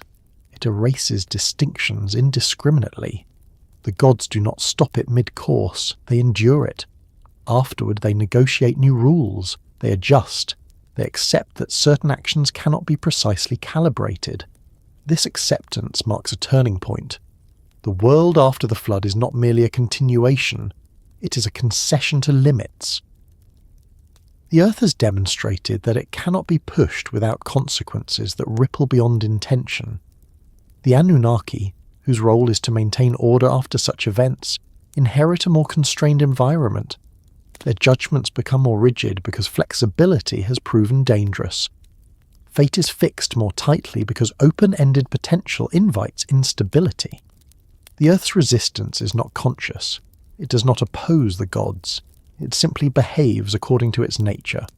Water seeks low ground, soil compacts, silt accumulates, heat dries, cold kills. These behaviours predate divine governance. The gods did not create gravity. They did not invent erosion. They did not design the properties of water. They operate within these parameters. When intention conflicts with physical reality, reality prevails. This is not framed as defeat. It is framed as condition. The Sumerian worldview does not imagine a cosmos where intention alone reshapes matter. It imagines a cosmos where intention must account for resistance. Resistance here does not mean refusal. It means constraint. This is why divine plans are often described as provisional. Decrees are issued, but they are revisited. Councils reconvene. Adjustments are made. This iterative process reflects an understanding that outcomes must be monitored. Monitoring exists because obedience is not guaranteed. The earth obeys laws that are older than gods, laws of movement, laws of accumulation, laws of decay. These laws are not moral, they are structural. The gods cannot punish the earth for flooding. They cannot judge soil for failing to yield crops. They can only adapt. Adaptation appears again and again in the texts. When agriculture strains the land, fallow periods are introduced. When cities sink into marsh, relocation occurs. When water tables rise, new channels are dug. These are human responses guided by divine knowledge, not divine interventions replacing physical processes. The gods teach, they do not override. This teaching implies that humans too must work within limits. Divine intention sets goals. Earthly reality determines feasibility. When feasibility is ignored, collapse follows. The Anunnaki understand this dynamic deeply. Their judgments often concern timing rather than outcome. When will something end? How long will a reign last? When must a life conclude? These decisions regulate accumulation of impact. Impact accumulates physically as well as socially. Long reigns concentrate authority. Extended lifespans concentrate population. Dense cities concentrate weight. Weight compresses land. Land subsides. Water returns. The earth responds to concentration with correction. Correction is indifferent. It does not consider intention. It enforces balance through consequence. The gods learn this over time. The shift from antediluvian to post-flood conditions reflects learning. The world cannot support the same parameters indefinitely. The gods reduce lifespan not to punish, but to reduce cumulative impact. Shorter lives mean less accumulation. Less accumulation means less strain. This is not cruelty, it is accommodation. Accommodation implies that the earth sets terms. The texts never show the gods punishing the earth. They punish humans, yes, but even then indirectly. The earth is never scolded, never condemned. It is treated as a force to be respected. Respect arises from recognition of power. The earth's power is not moral authority, it is persistence. It existed before gods. It will exist after civilizations fall. The gods operate within its endurance. When divine intention meets earthly inertia, inertia shapes outcome. This recognition produces caution. The gods become less experimental. They avoid radical changes. They favour incremental adjustment. Large interventions like floods are treated as last resorts. Last resorts carry regret. Regret appears in the text not as guilt, but as recalibration. The gods vow not to repeat certain actions. They implement safeguards. They accept constraints on their own behaviour. Self-constraint is a response to recognising limits. The Anunnaki, tasked with enforcing order, must operate under these constraints. They cannot promise prosperity without limit. They cannot guarantee stability forever. They can only manage decline and recovery. Their judgments increasingly emphasize endings, when something must stop, when a reign concludes, when a life reaches its term. These endings prevent unchecked continuation that would strain the earth further. Endings are not failures, they are safeguards. The earth does not obey divine intention in the sense of bending completely to it. It cooperates when conditions align. When they do not, it asserts its own logic. This assertion is neither malicious nor intentional. It is inevitable. The gods come to understand this. Their fear shifts accordingly. It is no longer fear of rebellion or disobedience. It is fear of miscalculation, of pushing too far, of triggering responses that cannot be contained. The flood stands as a memory of such miscalculation. Afterward, divine policy becomes more conservative. Observation replaces experimentation. Communication becomes symbolic. Direct presence diminishes. These changes reduce disturbance. Disturbance amplifies Earth's responses. Silence allows stabilization. The gods do not withdraw entirely. They remain engaged, but at a distance. This distance protects both sides. The Earth experiences less concentrated intervention. Humans experience less direct divine disruption. This mutual buffering reflects maturity. The Anunnaki enforce this mature order. They fix fate because open futures invite excess. They judge because unchecked action accumulates impact. They maintain boundaries because boundaries slow processes.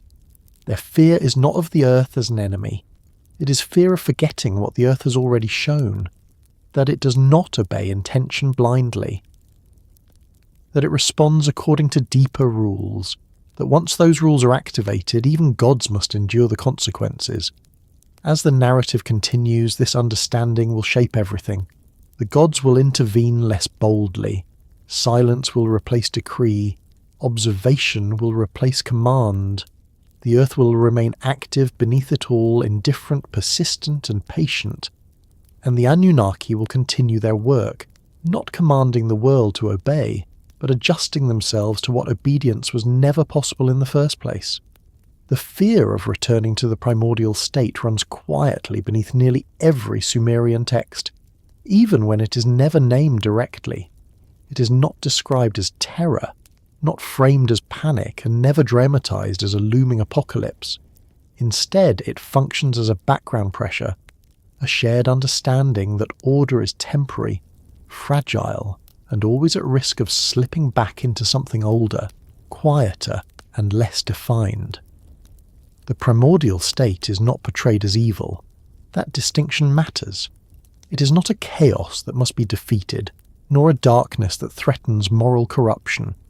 It is simply a condition without separation, without distinction, without the boundaries that make life, society, and meaning possible. In that state, nothing is wrong, but nothing is usable. The Sumerian texts treat usefulness as sacred. A world must support agriculture.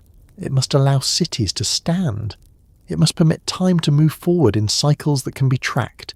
It must distinguish between above and below, between living and dead, between water meant to nourish and water meant to remain contained. The primordial state offers none of this. It is total, undivided, and therefore incompatible with sustained existence. The gods remember this. They emerge from that state rather than conquering it. They carry with them the memory that order is not the natural default. It is an achievement, and achievements can be lost. This memory shapes divine behavior. Every act of separation in the text is treated as meaningful and irreversible. Heaven must remain apart from earth. Waters must remain divided. Time must move in one direction. When these separations blur, fear intensifies. Not fear of destruction, but fear of erasure. Erasure of distinction. Erasure of function. Flood narratives embody this fear more clearly than any other tradition. When the waters rise, they do not merely kill, they undo. Cities dissolve, fields vanish, boundaries disappear. The world does not end in fire or explosion. It returns to silence. Silence is not death.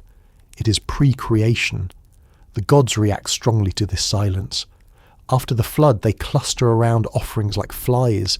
The texts say, not because they crave food alone, but because offerings signify activity, structure, human presence. They signal that the world has not returned entirely to origin, The fear, then, is not of destruction, but of quiet. Quiet means no work, no worship, no movement, no differentiation. Quiet means the systems that sustain order have ceased. The primordial state is remembered as stillness before purpose. This is why the gods prefer a noisy world to a silent one, even when noise disturbs their rest. Noise is evidence of life. Silence is evidence of dissolution. Yet noise cannot be unlimited. This creates a paradox that defines divine fear. Too much activity destabilizes order. Too little activity dissolves it. The gods must maintain a narrow band between these extremes. Returning to the primordial state represents the absolute failure of maintenance. It means canals no longer exist. It means cities are no longer distinguishable from land. It means names no longer matter. It means fate cannot be fixed because there are no outcomes to assign. The Anunnaki, whose authority depends on distinction, would have no function in such a state. Judgment requires difference. Fate requires sequence. The underworld requires separation between living and dead.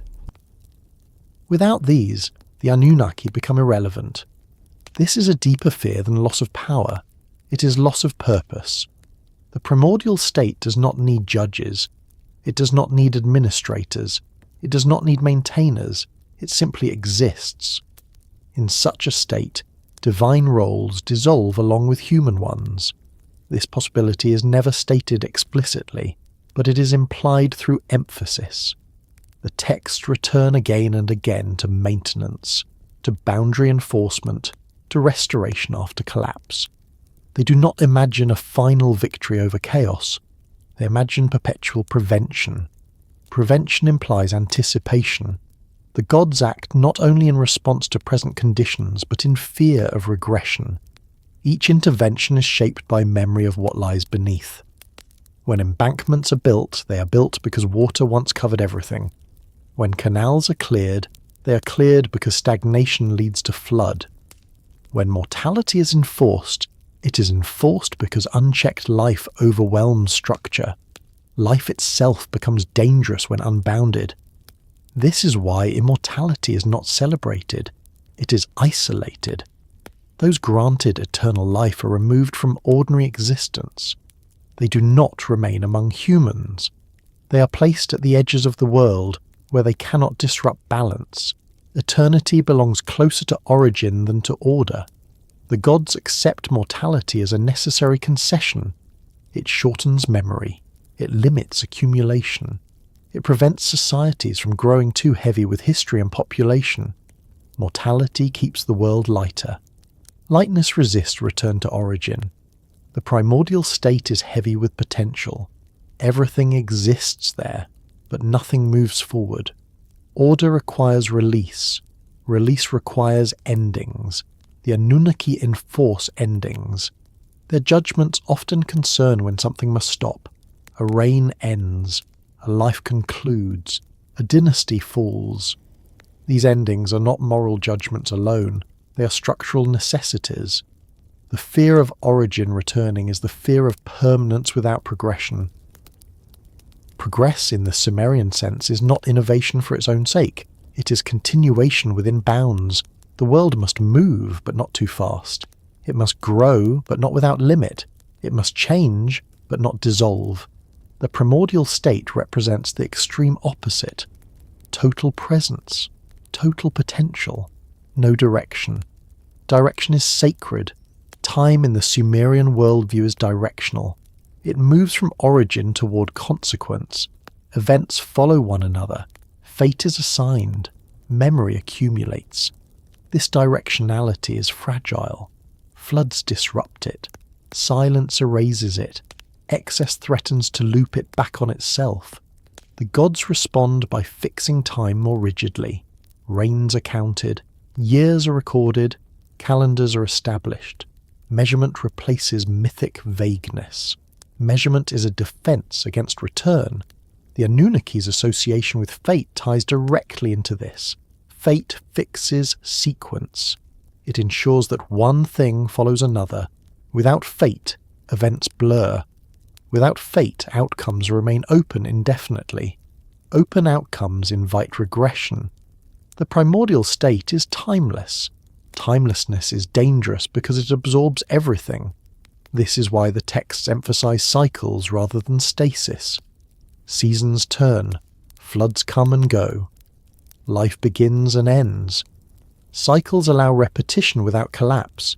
They keep the world moving without accumulating endlessly. The primordial state has no cycles. It simply is. The gods fear that state because it offers no place for responsibility. Responsibility exists only where distinction exists. A judge requires difference between right and wrong, between action and consequence. A maintainer requires a system that can be adjusted. A god requires worship. All of these vanish if everything returns to undifferentiated presence. The fear of returning to the primordial state is therefore existential, not emotional. It is the fear that the work of separation, maintenance and governance could be undone. Not violently but quietly, through neglect, through accumulation, through exhaustion. This fear explains why the gods never fully rest. Even when they sleep, their sleep is light. Disturbance wakes them. Noise matters. Silence matters more. The Anunnaki stand closest to this fear because their role is most directly threatened by it. If order dissolves, there is nothing left to judge. If fate loses meaning, there is nothing left to fix. They are guardians of a line that must never be crossed, yet cannot be erased. That line separates usefulness from totality. The primordial state is total. Order is useful. The gods choose usefulness. They accept imperfection, noise, labour and mortality because these preserve structure. They accept suffering because suffering indicates differentiation. They accept death because death prevents stagnation. The alternative is not paradise, it is silence. And silence, in the Sumerian worldview, is the most dangerous condition of all. As the narrative continues, this fear will increasingly dictate divine behaviour. Judgment will replace intervention. Observation will replace presence. Boundaries will be enforced more strictly, not because the gods are cruel, but because they remember what came before them, and they know it never truly went away. Silence occupies an unusual place in the Sumerian texts. It is not treated as peace. It is not treated as rest. It is not treated as resolution. When silence appears, it is framed as absence, as withdrawal, as something having stopped where activity once existed. The gods react to silence far more strongly than they ever react to rebellion, and that reaction reveals a great deal about what truly unsettled them. Rebellion, in the Sumerian worldview, is manageable. It has shape. It produces noise, motion, disruption that can be addressed. Silence is different. Silence suggests that systems are no longer functioning, that relationships have broken down, that exchanges have ceased, that the world is slipping toward a state where order no longer has anything to act upon. The texts consistently show that the gods are not threatened by opposition in the way later traditions imagine. When lesser gods protest their labour, they do not attempt to overthrow the divine order. They complain, they refuse, they gather. Their rebellion is loud, it is visible, it creates friction. The response is not annihilation, it is negotiation. Humanity is created to relieve the burden. The system adapts. Rebellion generates data. It signals where strain exists. It reveals pressure points. It allows adjustment. Noise is information. Silence provides none. Silence appears when cities are destroyed, when offerings cease, when labour stops, when fields lie fallow, when canals clog and water stagnates. Silence is the absence of feedback. The gods cannot assess a silent world because nothing responds. This is why the flood narratives emphasize quiet so strongly. After the waters rise, the texts describe a world without sound. No voices, no activity, no ritual, no smoke rising from offerings. The gods react to this absence with unease. They gather not in triumph, but in hunger. Hunger here is not merely physical, it is relational. Offerings are not just sustenance, they are signals. They indicate that humans exist, that cities function, that time continues to move forward in a structured way. Without offerings, the gods receive no confirmation that the world remains differentiated. Silence threatens identity. A god without worship is not merely unhonoured. That god exists in a world where roles are dissolving. The relationship that defines divine function is breaking down. The Sumerian gods do not define themselves through absolute sovereignty. They define themselves through participation in a system. They oversee domains. They receive offerings. They interact with humans. Silence interrupts all of this at once. Rebellion interrupts selectively. When humans disobey, they still exist. They still produce noise. They still occupy space. The gods can respond with punishment, correction, or guidance. Rebellion presupposes a functioning system. Silence suggests that the system itself has failed. This distinction explains why the gods react to human noise with irritation, but react to silence with alarm. Noise means the world is alive, active, and potentially adjustable. Silence means the world is sliding towards something older and less structured. The primordial state, remembered dimly in the texts, is silent. Before separation, before naming, before order, there is no speech, no ritual, no distinction between sound and absence. Silence is total. When silence begins to reappear after creation, it signals regression. The gods are not afraid of humans challenging them. Humans do not possess the capacity to undo the cosmos. The gods are afraid of the cosmos undoing itself. Silence is the symptom of that undoing. The flood is the clearest example, but not the only one. Droughts are described as periods where fields produce nothing, where offerings diminish, where the gods withdraw support. These periods are marked not by rebellion, but by stillness. Hunger spreads quietly. Cities weaken gradually. The absence of grain is not loud. The gods respond to drought by restoring flow, by opening channels, by sending rain.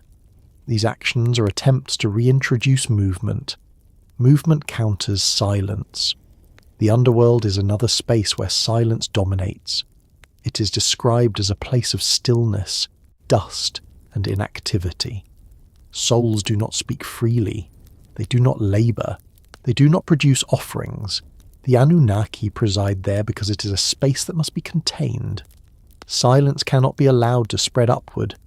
Death is universal, but the living must remain active. The boundary between the living world and the silent world must remain firm. When it weakens, fear intensifies. Ghosts return. Omens multiply. Disorder follows. These narratives do not describe rebellion against the gods. They describe leakage of silence into places where life should dominate. The gods react strongly to such leakage. Rebellion can be crushed or accommodated. Silence must be reversed. This is why the gods act decisively after the flood. They do not celebrate victory. They seek restoration. They accept offerings immediately. They agree to new limits that ensure humanity will continue, even if under stricter conditions. Continuation matters more than comfort. The gods would rather endure noise than face emptiness. Noise confirms differentiation. Cities filled with people, even unruly people, are preferable to a land where nothing happens. Temples crowded with petitioners are preferable to ruins. Markets buzzing with trade are preferable to silence. This preference explains why divine punishment rarely aims at total destruction. Even when the gods decide to reduce humanity, they preserve a remnant. That remnant ensures continuity. Continuity prevents silence from becoming absolute. Rebellion never threatens continuity. Even violent rebellion implies life. Silence implies absence. The Anunnaki, whose authority depends on adjudication, are especially sensitive to this. Judgment requires cases. Fate requires lives unfolding.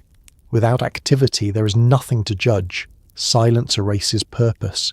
This is a deeper fear than loss of power. It is fear of irrelevance. The gods do not fear being overthrown. They fear being left without a world that requires them. This fear surfaces in the way the texts describe divine regret. After the flood, the gods acknowledged that the scale of destruction went too far. Not because humans were innocent, but because the silence that followed was intolerable. They do not vow never to punish again. They vow not to allow such silence again. New mechanisms are introduced. Mortality is enforced more consistently. Disease appears. Fertility is regulated. These measures ensure that reduction happens gradually rather than catastrophically. Gradual change preserves sound. A slowly declining population still produces noise. A sudden annihilation does not. The gods learn this distinction. Rebellion is a problem that unfolds within time. Silence collapses time. When nothing happens, time loses meaning. Without events, sequence dissolves. Fate cannot be assigned. Memory cannot accumulate. The Sumerian emphasis on record-keeping reflects this fear. Writing captures activity. It preserves sequence. It resists silence. A silent world leaves no tablets. The gods favour a world that can be recorded. This is why kingship matters. Kings rule. They act. They build. They issue decrees. Their reigns are counted. Even tyrannical kings maintain activity. An empty throne is dangerous. An empty city is worse. The Anunnaki appear repeatedly in contexts where silence threatens to spread. They judge the dead to keep the dead contained. They fix fate to prevent lives from drifting into timelessness. They enforce endings so beginnings can continue. Endings create space for sound. Rebellion disrupts order, but it also renews it. Conflict produces stories. Stories preserve memory. Memory resists silence. Silence erases stories. The Sumerian texts themselves are acts of resistance against silence. They record floods, failures, divine regrets, and human suffering. They do not hide catastrophe. They preserve it so it does not dissolve into nothing. Preservation implies fear of forgetting. Forgetting is another form of silence. When names are forgotten, when cities vanish without trace, when rituals cease, the world moves closer to its primordial condition. The gods intervene to prevent this forgetting. This intervention is not always benevolent. It is not always gentle. But it is always aimed at continuation. The gods prefer a flawed world to no world at all. They prefer a noisy world to a silent one. They prefer rebellion to erasure. This preference becomes clearer as divine presence diminishes over time. The gods withdraw from daily life. They appear less often, yet they leave behind institutions, temples, rituals, calendars. These structures ensure that activity continues even without constant divine intervention. Withdrawal reduces disturbance, but abandonment would invite silence. The gods walk this narrow path carefully. The Anunnaki, enforcing the deepest boundaries, ensure that even in death, the silent realm does not overwhelm the living one. They fix fate so lives conclude, but they do not allow life to cease altogether. They are guardians against silence. This role explains why they are more concerned with what stops happening than with what happens too much. Excess can be managed, absence cannot. Noise can be regulated, silence must be prevented. The fear of silence also explains the gods' relationship with humanity. Humans are valued not for obedience alone, but for presence. Their labour matters. Their worship matters. Their noise matters. A quiet humanity would be more dangerous than a rebellious one. Rebellion implies engagement. Silence implies withdrawal. The gods fear withdrawal. They fear a world where nothing calls out to them, where no smoke rises, where no voices chant, where no footsteps echo in temple courts. That world resembles the primordial state too closely. The primordial state does not need gods. It does not need judges, maintainers, or shepherds. It simply exists. The gods act to ensure that existence remains differentiated enough to require governance. This is why silence, not rebellion, troubles them most. Rebellion confirms that the system is still alive. Silence suggests it is dying. As the narrative continues, this fear will manifest in increasingly indirect ways. The gods will speak less directly. They will act through signs and omens rather than presence. They will rely on institutions rather than intervention. All of this serves one purpose: to keep the world making noise, to keep time moving, to keep distinction intact, and to prevent the quiet return of a state where nothing needs to be said, because nothing remains to hear it. The Sumerian texts make it clear, often without stating it directly, that the Anunnaki operated within boundaries they did not create and could not cross. These boundaries are not enforced by a higher authority issuing threats or punishments. They are structural. They exist because of how reality itself is arranged.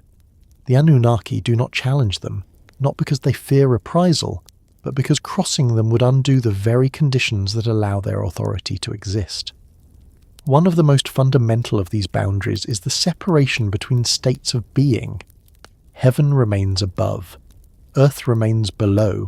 The underworld remains beneath both. These divisions are not merely symbolic. They are functional. Each realm operates according to different rules, and movement between them is restricted, ritualized, and often irreversible. The Anunnaki preside most visibly at the boundary between life and death. Yet even here, their power is limited. They do not decide who must die. Death comes to all. What they govern is what happens afterward. They assign places. They enforce permanence. They ensure that the dead do not return freely to the world of the living. This distinction matters. If the Anunnaki controlled death itself, immortality could be granted widely. It is not. Immortality appears only as an exception, and when it does, it is paired with removal. Those who escape death are taken out of ordinary existence. They do not remain among humans. This suggests that death is not a policy choice. It is a boundary condition. The Anunnaki respect this boundary because violating it would destabilize everything else. Another boundary they do not cross concerns origins. The primordial state, the undifferentiated condition from which the cosmos emerged, is never treated as something to be revisited intentionally. The gods do not seek to return to it. They do not attempt to recreate it. They act only to prevent its re-emergence. This restraint indicates recognition. The primordial state is not an option. It is a risk. The gods do not romanticize it. They do not speak of it as a lost paradise. They remember it as unusable. Their work exists precisely because that state cannot support order. To cross that boundary would be to abandon function. The Anunnaki's authority depends on distinction. Fate requires sequence. Judgment requires difference. The underworld requires separation from the living world. Without these distinctions, their roles vanish. There is also a boundary concerning knowledge. The texts show that divine knowledge is not distributed without limit. Certain information remains inaccessible. Certain mechanisms are hinted at but never explained. This is not secrecy born of fear of rebellion. It is restraint born of consequence. Knowledge increases capacity. Capacity increases impact. Impact increases strain. The gods understand this relationship. They give humanity what it needs to function, not what it could use to alter the structure of the world itself. Writing is given. Agriculture is given. Measurement is given, but the deepest principles remain opaque. The Anunnaki do not reveal the mechanics of fate itself. They enforce it. Enforcement without explanation suggests that explanation would be dangerous. Another boundary appears in time. The gods do not reverse it. They do not restore earlier eras once they have ended. The antediluvian world is gone. Its conditions do not return. The gods adapt to the new reality rather than attempting to undo what has occurred. This acceptance is significant. If the Anunnaki possessed full control over time, regression would be possible. It is not. Memory replaces experience. Record replaces presence. The past becomes something to be preserved, not re-entered. Time, once advanced, does not yield. The Anunnaki operate forward only. There is also a boundary concerning the earth itself. The gods influence the land, but they do not command it absolutely. Floods exceed intention. Droughts persist beyond decree. The earth responds according to properties older than divine governance. The gods do not punish the earth for this. They adapt. Adaptation implies acceptance of limits.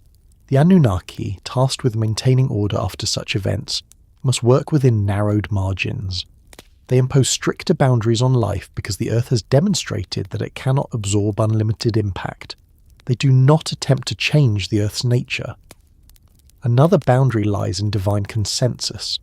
Decisions of great consequence require agreement. No single god, including those of highest rank, acts entirely alone without consequence. Decrees provoke response. Circumvention occurs. Debate follows.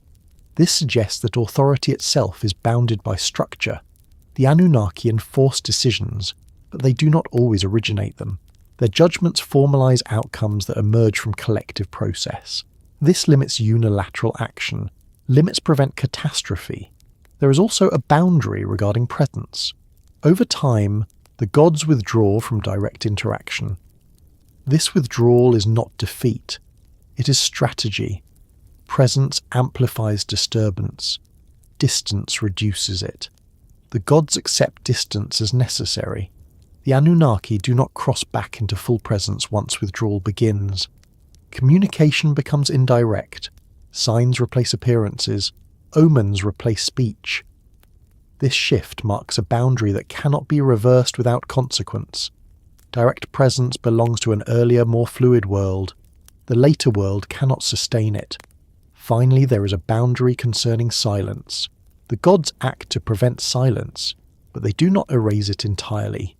Death exists. The underworld exists. Quiet exists below. The boundary lies in containment. Silence must remain contained. The Anunnaki enforce this containment. They ensure that silence does not rise upward. They do not attempt to eliminate it. Elimination would be impossible. These boundaries define the limits of divine action. They are not weaknesses, they are realities. The Anunnaki do not cross them because crossing them would dissolve the framework they maintain. Their fear does not arise from threat of overthrow. It arises from awareness that some lines cannot be stepped over without erasing the difference between order and origin. As the narrative continues, these boundaries will tighten further. Intervention will become rarer. Observation will replace action. Authority will persist, but its expression will change. The Anunnaki will remain at their posts, enforcing limits they did not choose, against pressures they cannot remove.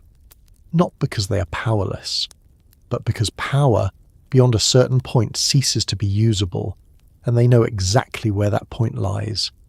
The Sumerian texts never describe divine authority as infinite. They describe it as vast, consequential, and deeply embedded in the structure of the world, but always bounded. These limits are not presented as failures or deficiencies. They are presented as facts. Authority exists within a system, and the system itself imposes constraints that even the gods do not escape. This implication runs through the text quietly, consistently, and without apology. The gods do not argue about whether they possess limits. They behave as though limits are understood. They plan around them. They adjust to them. They enforce order with the awareness that order can only be sustained within certain margins. One of the clearest indications of this is the way divine decrees function. Decrees are powerful, but they are not self-executing in perpetuity. They require enforcement. They provoke reaction. They can be circumvented. When a decree produces unintended consequences, it is not magically corrected. The gods respond after the fact, adapting to what has already occurred. This sequence reveals something essential. Authority does not override consequence. When Enlil decrees the flood, the waters obey. The destruction follows. But the aftermath is not what the gods desire. Hunger spreads among the divine assembly.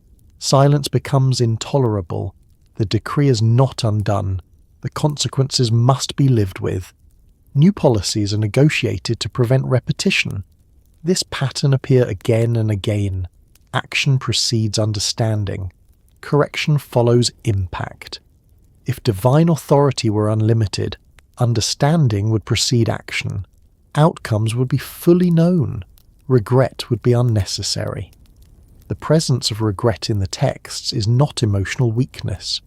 It is evidence of limited foresight. Limited foresight does not mean ignorance. It means complexity exceeds prediction. The gods understand the world deeply, but not exhaustively. The system they govern is too interconnected. Too many variables interact. Changes ripple outward in ways that cannot always be anticipated. The Anunnaki, as enforcers of fate and judgment, operate within this reality. Fate is fixed not because everything is known, but because fixing outcomes reduces uncertainty. Judgment narrows possibilities. It does not guarantee optimal results. It guarantees stability. Stability is prioritized over perfection. This choice implies acceptance of limits. The gods do not seek a flawless world. They seek a workable one. Another implication of limited authority lies in the gods' relationship to time. Time is not portrayed as a tool they wield freely. They mark it. They measure it. They count reigns and cycles, but they do not reverse it. Once an era ends, it becomes memory. The antediluvian age does not return. This is not explained as a moral judgment. It is treated as an irreversible transition. The gods do not debate restoring earlier conditions. They adapt to the new ones. Memory replaces presence. Record replaces continuity. If time was subject to divine command, restoration would be possible. It is not. The Anunnaki enforce fate forward. They do not rewrite the past. This forward-only authority shapes everything. Judgment assigns outcomes based on present conditions. It does not erase prior actions. The world accumulates history, and that accumulation constrains future options. History itself becomes a limit. The texts also imply limits on divine authority through the structure of consensus. Decisions of cosmic importance require agreement. Councils convene. Debate occurs. Dissent is possible. Circumvention happens. Authority is distributed, not centralized. This distribution prevents any single god from acting without consequence. Enki can undermine Enlil. Enlil can enforce harsh decrees. Neither can fully dominate the outcome alone. The system absorbs their conflict. Conflict among gods is not chaos. It is governance under constraint. The Anunnaki enforce decisions that emerge from this collective process. Their judgments reflect compromise rather than absolute will. This further limits authority. Judgment becomes procedural. Procedural authority is inherently bounded. Procedures exist to manage complexity, not to eliminate it. They standardize responses. They reduce variability. They do not guarantee ideal outcomes. They guarantee consistency. Consistency reduces risk. The underworld provides another lens through which limits appear. The Anunnaki preside there, but they do not alter its fundamental nature. The dead remain dead. The realm remains silent. The rules remain fixed. The gods do not reform the underworld to make it more pleasant. They do not abolish it. They accept it as necessary. Necessity imposes limits. Death exists because life without death would destabilize the world. The gods accept this even though death reduces offerings, ends worship, and diminishes activity. They manage its consequences rather than removing its cause. This management reveals humility of function, not of status. The gods also demonstrate limits in their relationship with knowledge. While they possess wisdom far beyond human reach, they do not disclose everything. Certain mechanisms remain unexplained. Certain origins remain silent. This silence is not concealment born of insecurity. It is restraint born of understanding. Understanding that explanation itself has consequences. To explain fate fully would be to invite manipulation. To explain origin fully would be to destabilize reverence. To explain the deepest structures would be to increase capacity beyond tolerance. Capacity without corresponding limits invites collapse. The gods therefore impose epistemic boundaries. Humans receive what they need to function, not what they could use to challenge structure. Writing records transactions, not cosmic mechanics. Astronomy tracks cycles, not origins. Divination interprets signs, not laws. The Anunnaki enforce outcomes without revealing processes. This separation preserves authority by limiting interaction. Another implication appears in the gradual withdrawal of divine presence. The gods do not remain fully visible indefinitely. Over time, direct interaction diminishes. Communication becomes symbolic. Signs replace speech. This withdrawal is not abdication, it is adaptation. Presence amplifies disturbance. Distance reduces it. The gods accept reduced visibility to preserve order. Acceptance implies recognition of limits. If divine presence were harmless, withdrawal would be unnecessary.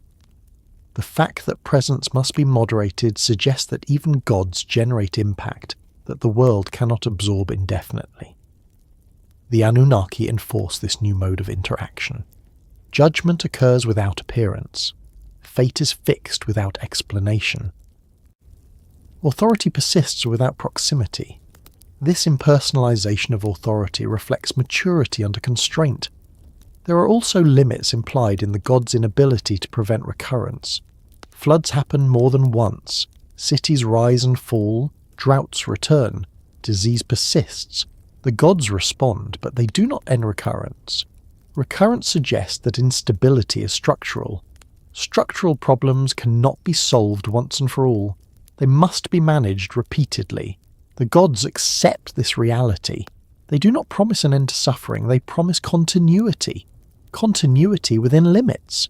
The Anunnaki's role fits this pattern precisely. They are not saviours, they are maintainers. Their judgments do not eliminate problems, they allocate them. They distribute impact across time and population. Distribution reduces intensity. This strategy implies that some degree of suffering is unavoidable. The gods accept this not because they are indifferent, but because eliminating all suffering would require eliminating differentiation itself. Differentiation produces friction. Friction produces heat. Heat produces change. Change requires management.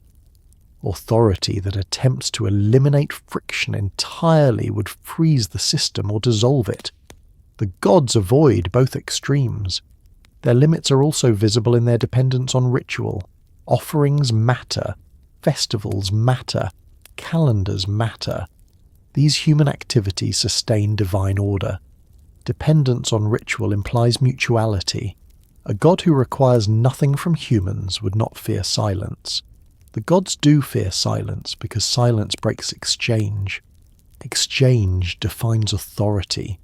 The Anunnaki preside over exchange at the deepest level. Fate exchanges potential for outcome. Death exchanges presence for absence. Judgment exchanges action for consequence. These exchanges require participants. When participation wanes, authority weakens. This weakness is not personal, it is structural. The gods respond by reinforcing participation through institutions. Temples persist even as presence diminishes. Ritual continues even as myth recedes. Writing preserves memory even as direct experience fades. Memory becomes a substitute for presence. Substitution is another sign of limit. The gods cannot remain everywhere. They cannot intervene constantly. They rely on systems to carry authority forward. Systems fail without maintenance. The Anunnaki enforce maintenance through judgment rather than command. They fix fate because fate reduces the need for constant intervention. Reduced intervention conserves resources. Conservation implies finitude. The texts never describe divine resources as infinite. Labour tires gods. Hunger afflicts them. Sleep matters. Attention is limited. These are not metaphors for human understanding. They are descriptions of constraint. Constraint defines authority. An authority without constraint would not tire. It would not regret. It would not adapt. The Sumerian gods do all three. Their authority is real, but it operates within a world that pushes back. The Anunnaki sphere emerges here most clearly. It is not fear of rebellion. It is fear of misalignment, of pushing beyond limits, of triggering consequences that cannot be undone. They enforce limits because they recognize them. This recognition is the deepest implication of the texts. Divine authority is not the ability to do anything. It is the responsibility to do what keeps the system intact. Responsibility narrows choice. The gods accept this narrowing. They choose maintenance over expansion. They choose stability over perfection. They choose silence in the underworld over silence in the world above. Their authority is therefore conservative, bounded, and deliberate. It does not seek to transcend the system. It seeks to preserve it. As the narrative continues, these limits will become more pronounced. Intervention will become rarer. Observation will replace action. Authority will persist through rules rather than presence. The Anunnaki will remain central to this process, not as omnipotent rulers, but as custodians of a fragile order. An order that exists only because everyone, gods included, stays within the boundaries they cannot cross. In the Sumerian texts, confrontation is rare. Direct conflict between gods and the forces that threaten order almost never appears. Instead, what emerges again and again is judgment. Decisions are rendered, fates are fixed, consequences are assigned. This preference is not accidental, nor is it moral in the way later traditions would frame it. Judgment appears because confrontation would be ineffective, destabilizing, or meaningless against the kinds of pressures the gods are actually facing. Confrontation assumes an opponent that can be opposed. The threats described in the Sumerian worldview are not opponents in that sense. They are not armies, rebels, or rival powers seeking to overthrow divine rule. They are conditions, accumulation, growth, noise, time, erosion, return toward undifferentiated states. None of these can be confronted directly. They do not respond to force. They do not retreat when challenged. Judgment, by contrast, operates within systems. It does not seek to defeat a force. It seeks to regulate outcomes produced by that force. This is why judgment becomes the primary divine tool as the world grows more complex and less flexible. The gods understand that confrontation escalates instability. A direct clash amplifies disruption. It concentrates energy. It produces unintended consequences that ripple outward. The flood itself stands as evidence of this.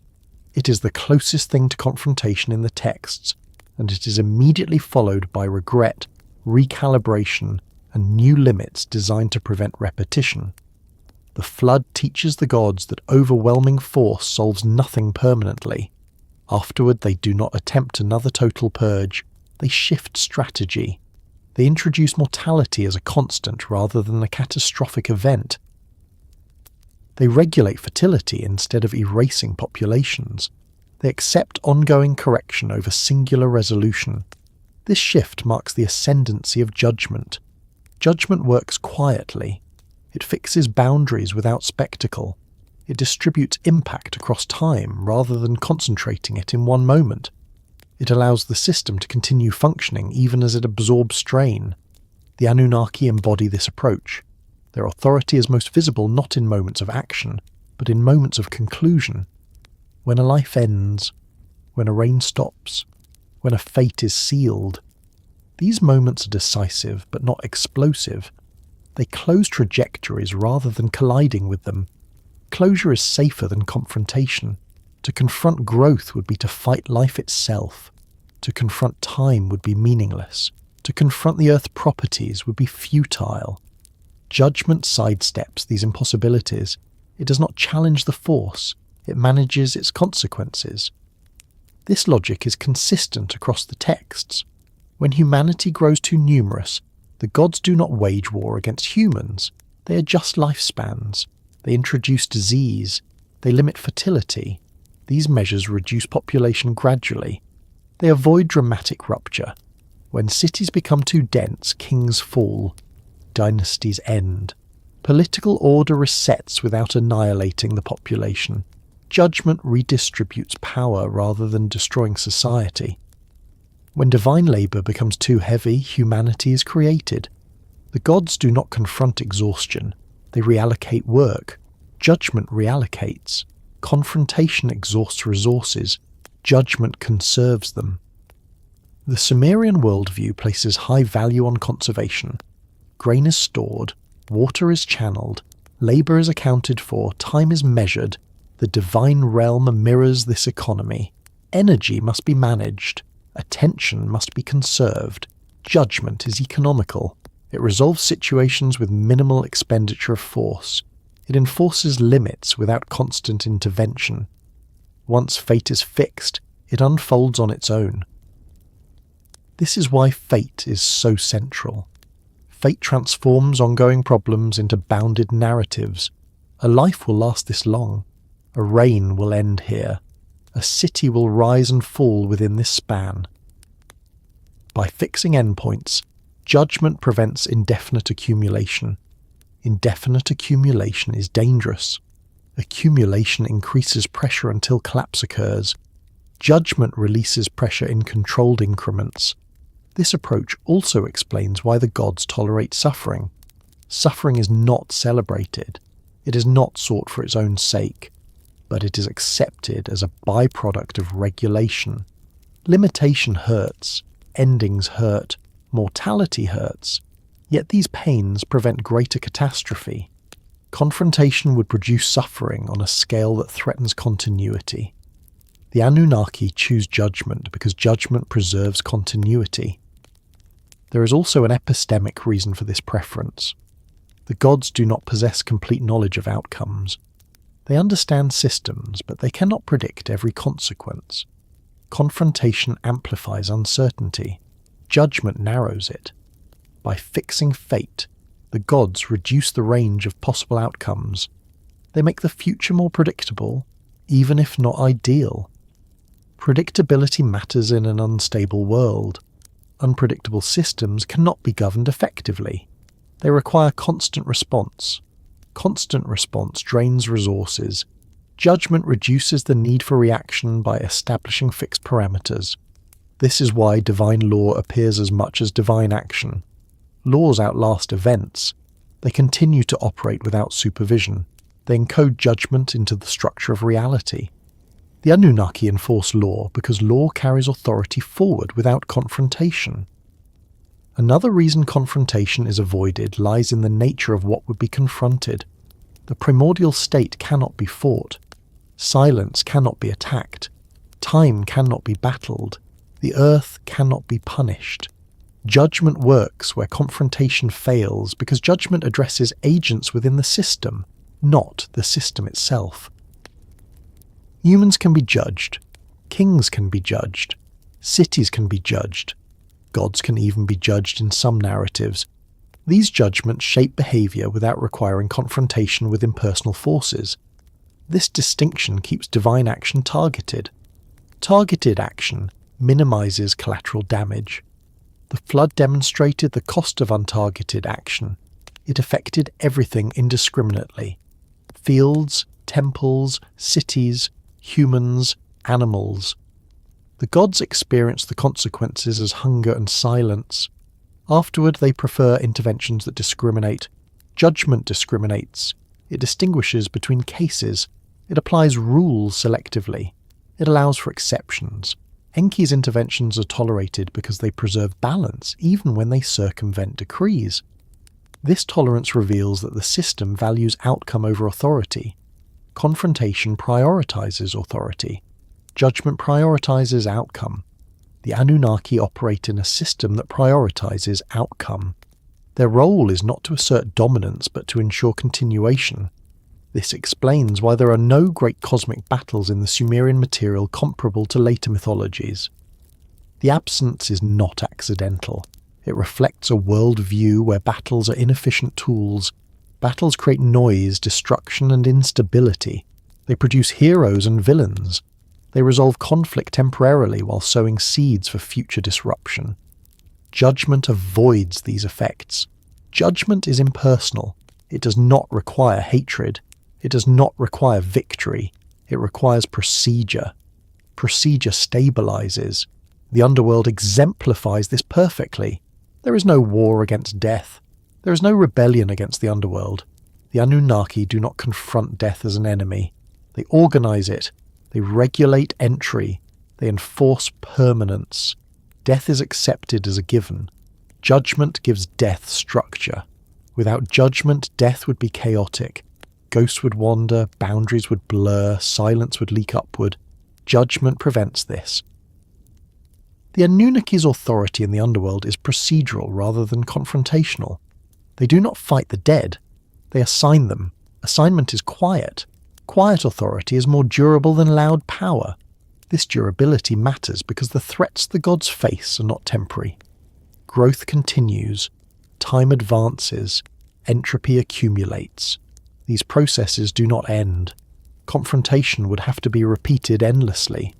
Judgment creates enduring frameworks. Once mortality is enforced, it continues. Once lifespans are shortened, they remain so. Once fate is fixed, it unfolds without further action. This efficiency conserves divine energy. The text suggests that divine energy is not infinite. Gods tire. They hunger. They require rest. They depend on offerings. These details are not metaphorical flourishes. They indicate limits. Judgment respects limits. Confrontation ignores them. The preference for judgment also reflects moral neutrality. The Sumerian gods are not primarily concerned with moral purity. They are concerned with function. Judgment assigns consequences not to punish evil, but to correct imbalance. This functional morality differs from later ethical systems. A king may fall not because he is wicked, but because his reign has lasted too long. A city may be destroyed not because it is sinful, but because it has grown too dense. A population may be reduced not because it rebelled, but because it has exceeded capacity. Judgment responds to scale, not intent. Confrontation responds to intent. Scale is more dangerous than intent in the Sumerian worldview. Intentions change. Scale accumulates.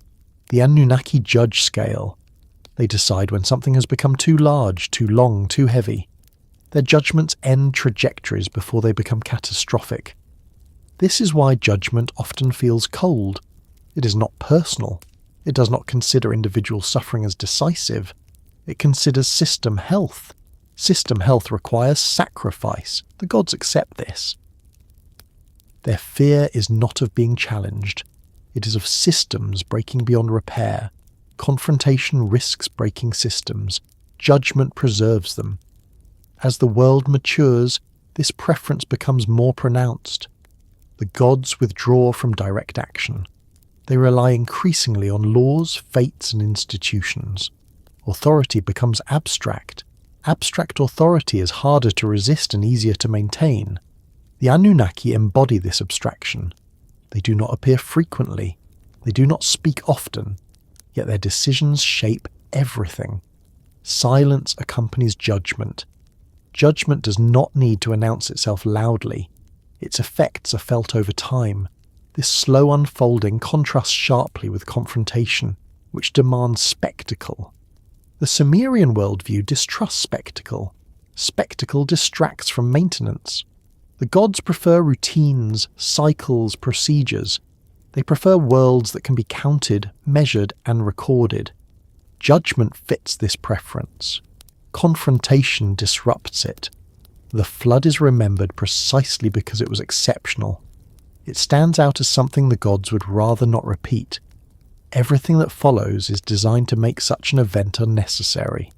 Mortality spreads death across time rather than concentrating it in one moment.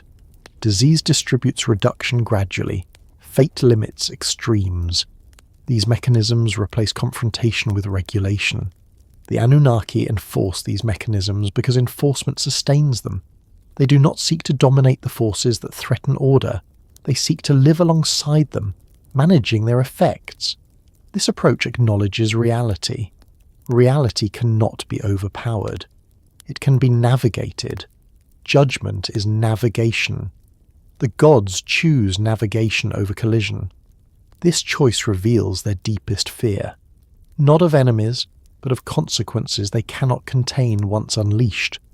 Judgment appears instead of confrontation because confrontation is a gamble. Judgment is a calculation. In an unstable world, calculation is safer than courage. The Anunnaki are not cowards. They are caretakers. Caretakers do not swing wildly at problems. They adjust, prune, and regulate. They understand that what must be preserved is fragile, and fragility demands restraint. As the narrative continues, this restraint will deepen. The gods will speak less, act less visibly, and judge more silently. The world will continue not because it is conquered, but because it is carefully limited. Judgment will remain the primary instrument, not because confrontation is impossible, but because confrontation would bring the world too close to something the gods have spent all their existence holding back.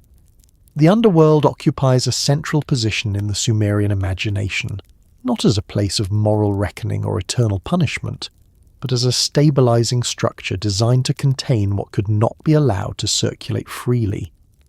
Its role is not primarily about justice in the ethical sense.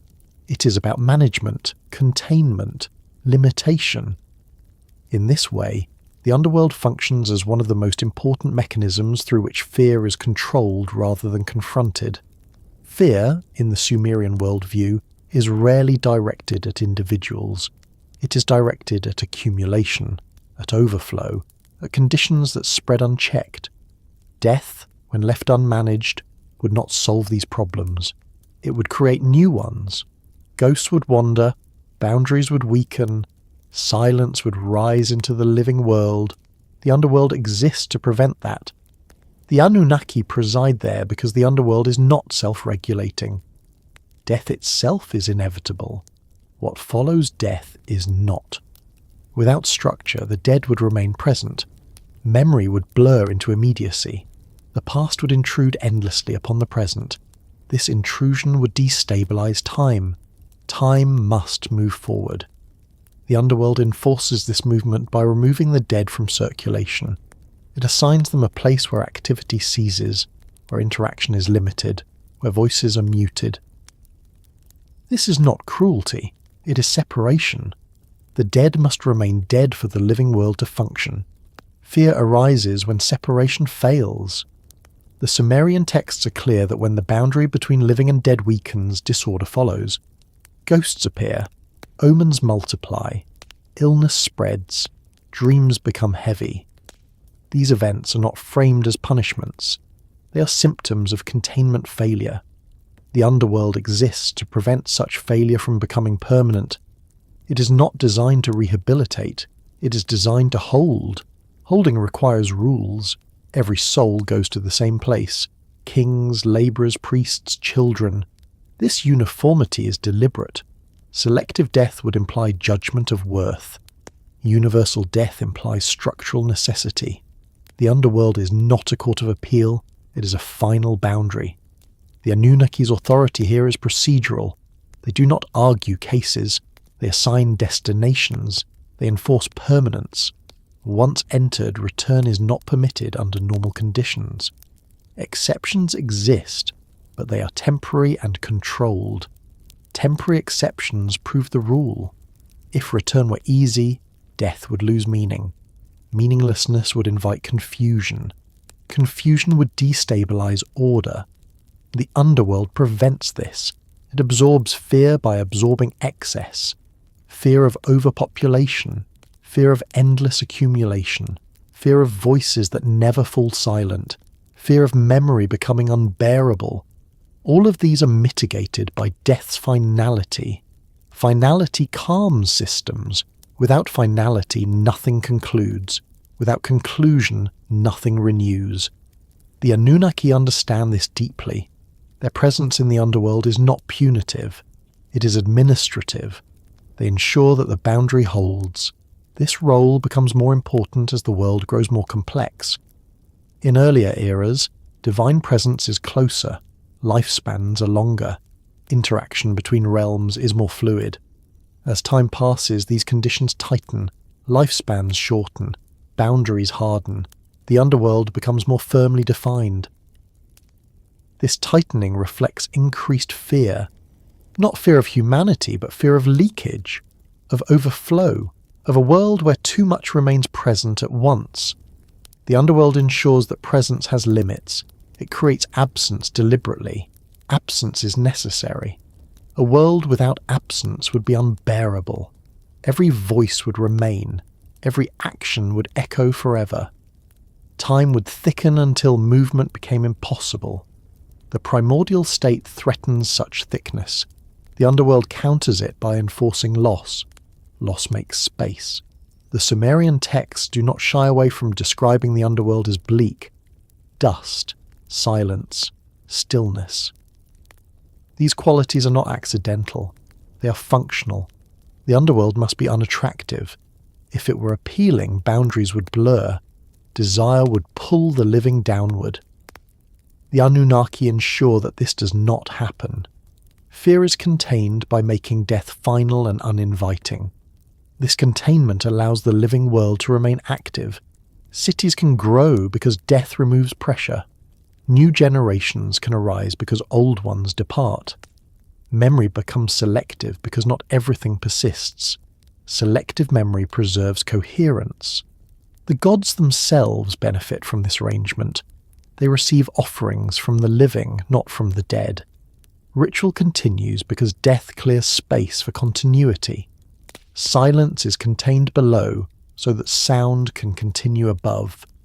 This inversion is critical. The gods fear silence in the living world. They tolerate it in the underworld. Silence must exist somewhere. The question is where? The underworld provides an answer. It localizes silence. By localizing silence, the gods prevent it from spreading. The Anunnaki's authority ensures that silence remains confined. They judge not to punish, but to place. Placement is the core function of judgment in this context. Everything must be in its proper place. When things remain where they no longer belong, fear intensifies. The underworld corrects misplacement. The dead belong below. The living belong above. The gods belong between, maintaining the boundary. This arrangement allows fear to be managed.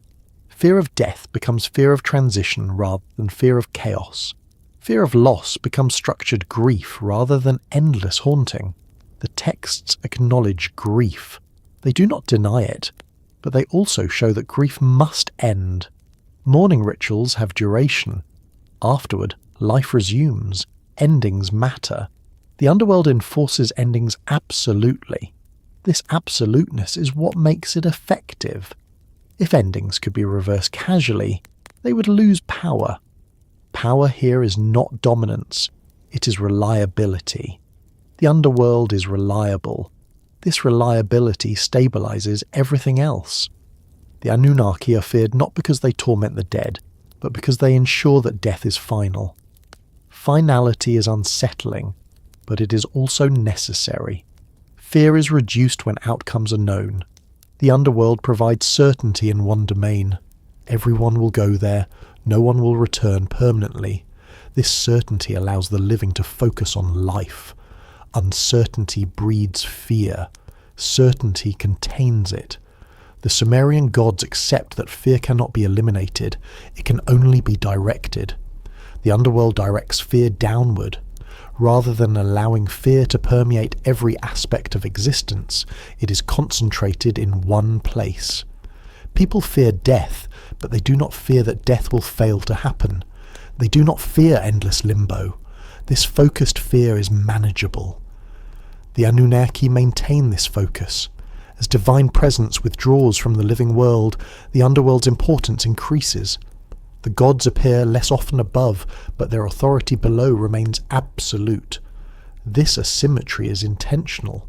Direct presence above would amplify disturbance.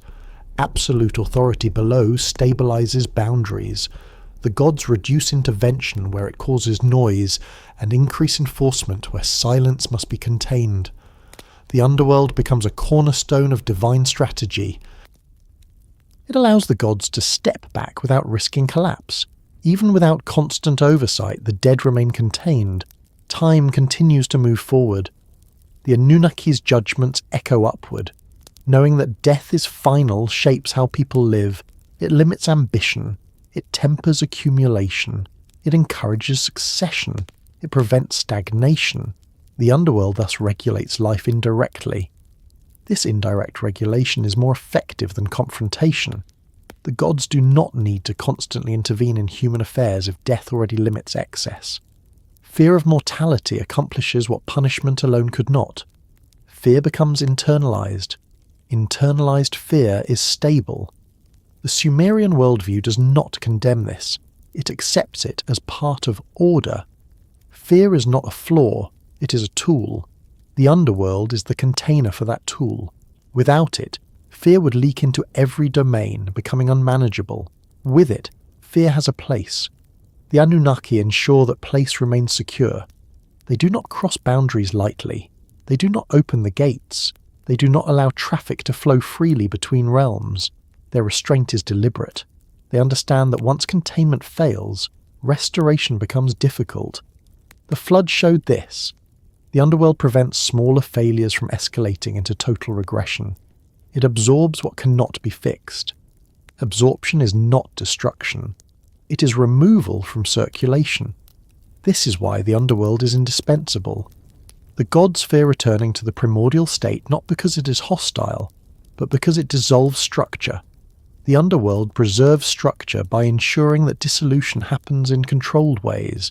Every death is a small dissolution, contained, localized, managed. Many small dissolutions prevent one vast one. The Anunnaki enforce this logic relentlessly. Their role is not to comfort, it is to maintain.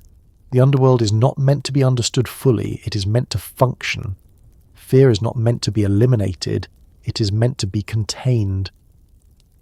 As the narrative continues, this containment will allow the gods to withdraw further without losing control. Observation will replace action. Law will replace presence. The underworld will remain, quietly doing its work, and the Anunnaki will remain with it, standing at the deepest boundary, ensuring that silence stays where it belongs. There comes a point in the Sumerian record where action recedes and observation takes its place. This transition is not announced. There is no declaration that the gods have withdrawn, no dramatic moment where divine hands are lifted from the world. Instead, the change is registered indirectly, through silence, through distance, through the increasing importance of signs rather than interventions. What happens when gods can only observe is not the end of authority, but its transformation. Observation is not passivity. To observe is still to care, still to measure, still to judge. But observation accepts that intervention carries risks that can no longer be absorbed safely. It is a strategy adopted when the system being maintained has become too sensitive to withstand frequent disruption. The Sumerian texts suggest that the world reaches such a state gradually. Early on, gods act directly. They speak face to face. They walk among cities. They intervene in labour, agriculture, and kingship with immediacy. Over time, these actions become rarer. Communication shifts to dreams, omens, portents, and ritual interpretation. The gods are still present, but no longer close. Distance becomes deliberate. This shift reflects a recognition that presence itself generates disturbance. When gods are near, boundaries blur, lifespans stretch, power concentrates, attention becomes uneven, the system grows volatile, observation reduces these effects. By stepping back, the gods allow processes to unfold with less interference. Interference had consequences. The flood is remembered not only as catastrophe, but as a lesson. Direct, overwhelming action destabilized everything at once. Afterward, the gods adopt a lighter touch. They allow time to do more of the work. They let consequences unfold rather than forcing outcomes. Observation allows time to function. Time is a regulator the gods increasingly rely upon. When something grows too large, time will eventually wear it down. When power accumulates, succession will redistribute it. When cities rise, time will bring decay. These processes are slower, quieter, and less destructive than confrontation, but they are not neutral. Observation requires judgment. Watching is not ignoring. The gods observe to determine when thresholds are crossed, when intervention becomes unavoidable, when fate must be fixed rather than allowed to drift. The Anunnaki's role becomes more pronounced in this phase. They are not the gods who act visibly. They are the gods who decide when something ends. Observation feeds judgment. Judgment replaces correction. Correction attempts to steer outcomes. Judgment accepts outcomes and assigns consequences. This acceptance reflects maturity. The gods no longer try to perfect the world. They try to keep it from collapsing. When gods can only observe, responsibility shifts. Humans must maintain canals. Kings must enforce justice. Cities must regulate growth. The gods no longer solve problems directly. They evaluate responses. This shift increases human agency without increasing human power. Agency introduces variability. Variability introduces risk. Risk is managed through fate and law rather than direct control. The gods watch to see whether systems hold. When they do, intervention remains unnecessary. When they do not, judgment occurs. A king falls. A dynasty ends. A city is abandoned. These outcomes are not framed as punishments for specific acts. They are corrections applied after observation reveals failure. Failure here is systemic, not moral. Observation allows failure to become visible. This visibility is crucial. Acting too early prevents systems from revealing their weaknesses. Acting too late allows collapse. Observation aims to find the narrow window where judgment will stabilize rather than destroy. This balancing act is difficult. The texts suggest that gods sometimes miscalculate even in this mode. Droughts last too long. Cities decline beyond recovery. Populations suffer. These outcomes are not celebrated. They are endured. Observation does not guarantee benevolence. It guarantees restraint. Restraint becomes the defining feature of later divine behavior. Gods appear less frequently. Their voices are quieter. Their presence is mediated. Signs replace commands. Dreams require interpretation. Omens require expertise. Rituals require correct performance. Authority becomes abstract. Abstract authority is harder to challenge but easier to misunderstand. Humans must learn to read the world rather than receive direct instruction. This learning increases anxiety but also fosters continuity. The gods are no longer correcting every mistake. They are allowing patterns to emerge. Patterns reveal limits. When agriculture expands too far, soil depletes. When cities densify, disease spreads. When power centralizes, rebellion follows. These patterns do not require divine intervention to occur. They are inherent. The gods observe these patterns to decide when to intervene through judgment. This approach acknowledges that some suffering is unavoidable. Avoidance would require constant interference, which would destabilize the system further. Observation accepts suffering as part of maintenance. The Anunnaki's judgments reflect this acceptance. They do not intervene to prevent every hardship. They intervene to prevent irreversible collapse. Irreversibility is the line. When decline can be reversed naturally, observation continues. When decline approaches a point of no return, judgment acts. This logic explains the fall of cities in the texts. Cities are not destroyed at the first sign of corruption or weakness. They decline gradually. Resources strain. Authority weakens. Eventually, abandonment occurs. Abandonment is not annihilation. It allows land to recover, populations disperse, pressure reduces, time heals. Observation allows this process to unfold. The gods are not absent during these periods, they are watching. Watching does not comfort those who suffer.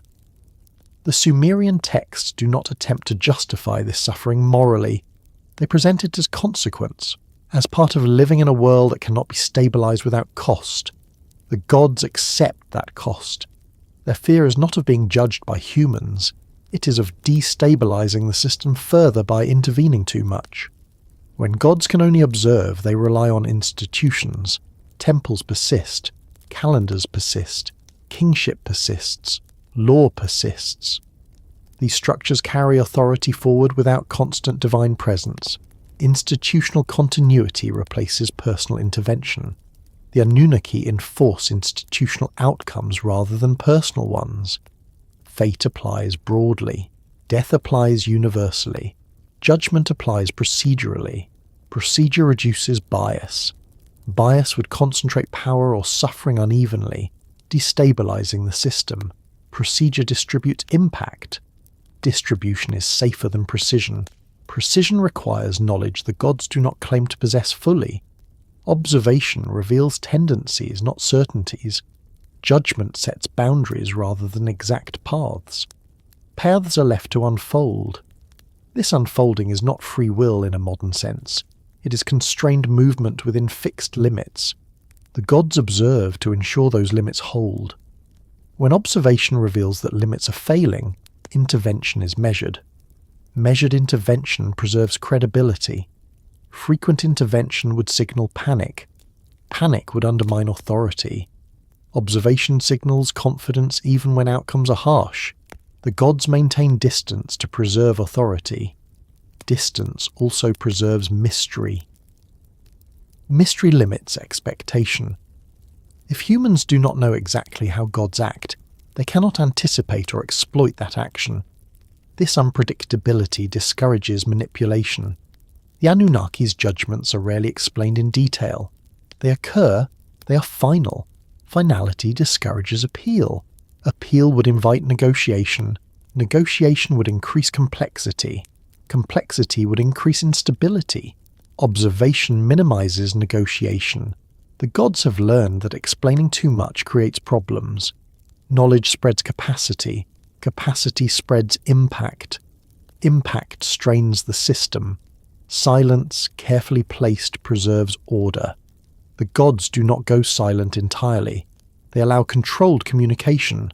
Omens speak in symbols. Dreams speak indirectly. Divination offers probability, not certainty. This partial communication maintains connection without creating dependency. Humans must act. Acting within uncertainty builds resilience. Resilience reduces the need for intervention. The Anunnaki observe resilience closely. They judge not intent but outcome.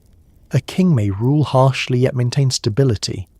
Another may rule kindly yet destabilize the system. Judgment follows the latter. Moral evaluation is secondary. Structural evaluation dominates. This is why divine favor appears inconsistent to later readers. Prosperity does not always follow virtue. Disaster does not always follow wrongdoing. The gods are not rewarding behavior. They are correcting trajectories. Observation allows trajectories to be seen. The longer the gods observe, the more they rely on cumulative evidence. Patterns across generations matter more than individual acts. This long view requires patience. Patience is not indifference. It is recognition that systems change slowly. The Anunnaki embody this long view. Their judgments often conclude stories that began long before. Dynasties end after centuries. Civilizations decline over generations. These endings feel abrupt to those living through them, but they are the result of long observation. Observation reveals inevitability. Inevitability removes the need for confrontation. When an outcome is inevitable, confrontation only adds noise. Judgment formalizes inevitability. This formalization provides closure. Closure allows continuity. Without closure, decline would drag on, consuming resources and attention. Judgment ends trajectories cleanly. The underworld performs a similar function for lives. Observation watches a life unfold. Judgment ends it. Ending frees space. Space allows renewal. The gods understand renewal is essential. They do not attempt to freeze the world in an ideal state. They allow cycles. Cycles require endings. When gods can only observe, cycles become more important. Seasonal rhythms, generational turnover, rise and fall of cities. These cycles operate without intervention. The gods intervene only when cycles threaten to spiral into collapse. Collapse would erase cycles entirely. The primordial state has no cycles. Observation guards against that regression. This guarding becomes increasingly quiet. The gods speak less because speaking shapes outcomes too strongly. They appear less because presence disturbs balance. They choose invisibility to preserve order. Invisibility does not mean absence, it means restraint. The Anunnaki remain active where it matters most. Fate continues, death continues, judgment continues. These processes do not require spectacle, they require consistency. Consistency builds trust. Humans trust that death will come, that succession will occur, that outcomes will follow actions, even if unpredictably. This trust allows society to function without constant divine reassurance. The gods observe to see whether this trust holds. When it does, they remain silent. When it breaks, judgment intervenes. This pattern defines the later divine-human relationship. It is less intimate, less dramatic, and more stable. Stability requires distance. The gods accept loneliness as the price of order. Their fear of silence has been transformed into management of silence. Silence is allowed below. Noise is allowed above. The boundary holds. Observation ensures it continues to hold. When gods can only observe, authority does not vanish, it becomes patient. Patient authority outlasts spectacle. The Sumerian texts do not mourn the loss of direct divine presence. They record it as transition, as adaptation. The gods did not leave because they were defeated. They stepped back because staying too close had become dangerous. Danger here is not rebellion. It is fragility. A fragile world must not be shaken unnecessarily. Observation minimizes shaking. The Anunnaki, standing at the deepest boundaries, watch without intervening unless required. Their gaze is steady. It does not promise rescue. It promises continuity. And in a world built on unstable foundations, continuity is the highest form of care the gods can offer. The Sumerian texts never show the gods sitting humanity down to explain what they fear, what threatens the structure of the world, or how close existence remains to slipping back into something older and less defined. This absence is not accidental. It reflects a deliberate withholding, rooted not in secrecy or deception, but in the recognition that explanation itself would create risks the gods were unwilling to introduce. Humanity was never meant to understand the full architecture of reality. From the beginning, humans are positioned inside the system, not above it. They participate in its maintenance through labour, ritual, and obedience to cycles, but they are not entrusted with the knowledge required to redesign it. To explain divine fear would be to explain divine limits. To explain divine limits would be to expose the fragility of the order that keeps the world intact.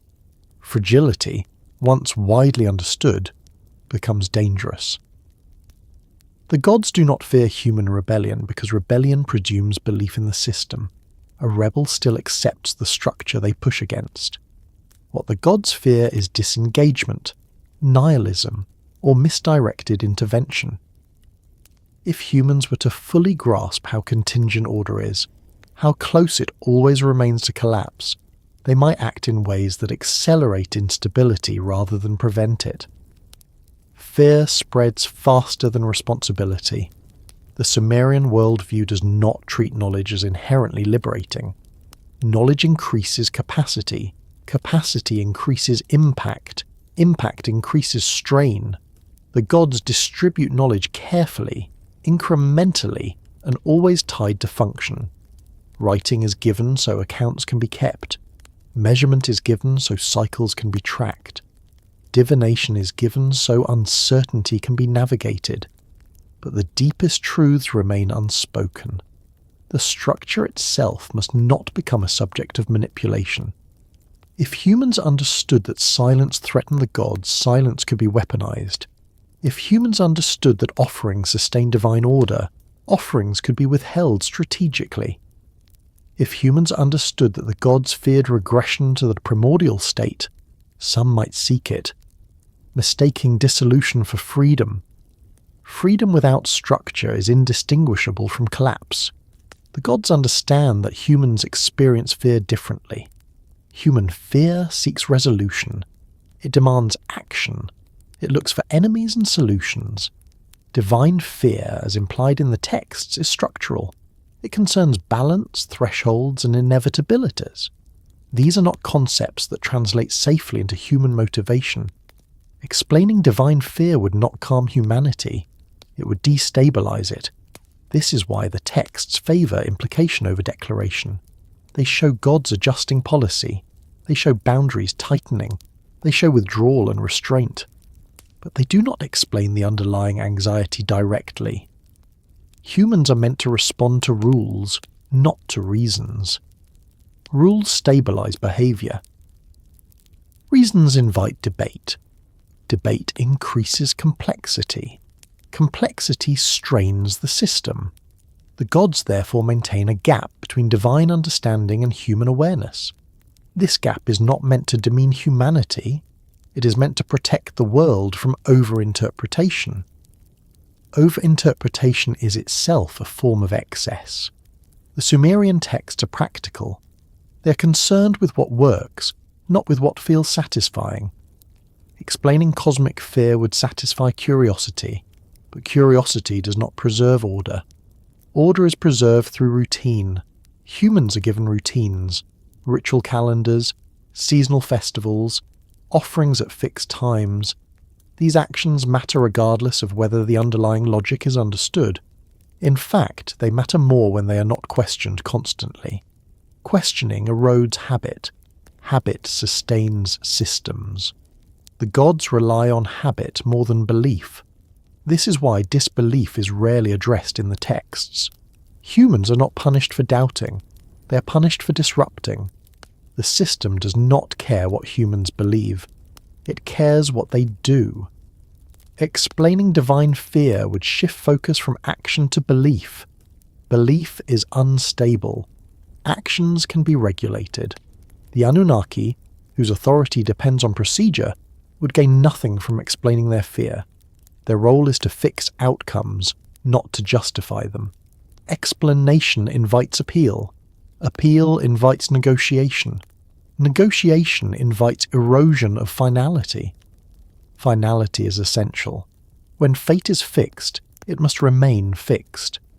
If humans understood the anxiety behind fate, they might argue for exceptions. They might push boundaries. They might test limits. Testing limits accelerates failure. The gods have already learned this lesson. The flood is the clearest example of what happens when limits are tested too abruptly. Afterward, divine behavior becomes more conservative. Less is said. More is implied. Authority becomes quieter. Silence is used deliberately. Silence is not absence of care. It is containment of information. The gods allow humans to see effects without seeing causes. Lifespans shorten. Cities fall. Dynasties end. These outcomes are visible. The underlying fear driving these decisions remains hidden. Hidden fear cannot be exploited. If humans knew that the gods feared silence, some might seek silence. If humans knew that the gods feared the primordial state, some might romanticize it as a return to origin. The text avoid giving humans this conceptual leverage. Myth is shaped to guide behavior, not to reveal truth exhaustively. This is why later traditions struggle with these texts. They expect explanation. The Sumerian material offers management instead. The gods do not explain, because explanation would transfer responsibility. If humans believed they understood cosmic maintenance, they might attempt to take it over. Kings already attempt this at times, claiming divine mandate to impose order absolutely. These attempts often end in collapse. Human authority expands too quickly when it believes itself essential. The gods limit this expansion by limiting understanding. The Anunnaki do not reveal the mechanisms of fate, because fate is not meant to be anticipated. Anticipation invites manipulation. Fate must arrive unexpectedly to remain effective. Surprise maintains humility. Humility prevents overreach. The gods prefer humans who act within bounds they do not fully comprehend. This ignorance is not ignorance of skill or craft. It is ignorance of ultimate fragility. Knowing how fragile the world is would burden humanity with fear it could not manage. Humans already struggle with mortality, scarcity, and uncertainty. Adding awareness of cosmic precarity would not empower them. It would overwhelm them. The gods choose not to explain because explanation would spread fear without providing tools to contain it. Containment requires authority. Authority weakens when its anxieties are exposed. The Anunnaki maintain authority by remaining opaque. Their judgments are final. Their reasons are not debated. This opacity does not mean arbitrariness. It means prioritization of stability over transparency. Transparency increases participation. Participation increases risk. The Sumerian worldview favors limited participation in cosmic governance. Humans maintain the world at the surface level. The gods maintain it at the structural level. These roles must remain distinct. Explaining divine fear would blur that distinction. Blurred roles lead to confusion. Confusion leads to silence. The gods avoid this. Even divine regret is rarely shared openly. It appears indirectly, through changed policy, through new limits, through shifts in behavior. Humans experience the consequences, not the confession. Confession would invite sympathy. Sympathy would erode reverence. Reverence supports continuity. The gods do not want pity. They want function. This is why myths preserve distance. Even when gods appear vulnerable, their vulnerability is not explained fully. They hunger, but why hunger exists is not elaborated. They regret, but the full scope of their fear is not disclosed. Disclosure would flatten hierarchy. Hierarchy maintains order. The Anunnaki's position depends on distance. Distance is maintained through silence. Silence protects both sides. Humans are protected from existential anxiety that would paralyze action. Gods are protected from manipulation and erosion of authority. The system remains workable. This choice does not make the gods benevolent in a modern sense. It makes them pragmatic. Pragmatism is a recurring value in the Sumerian worldview.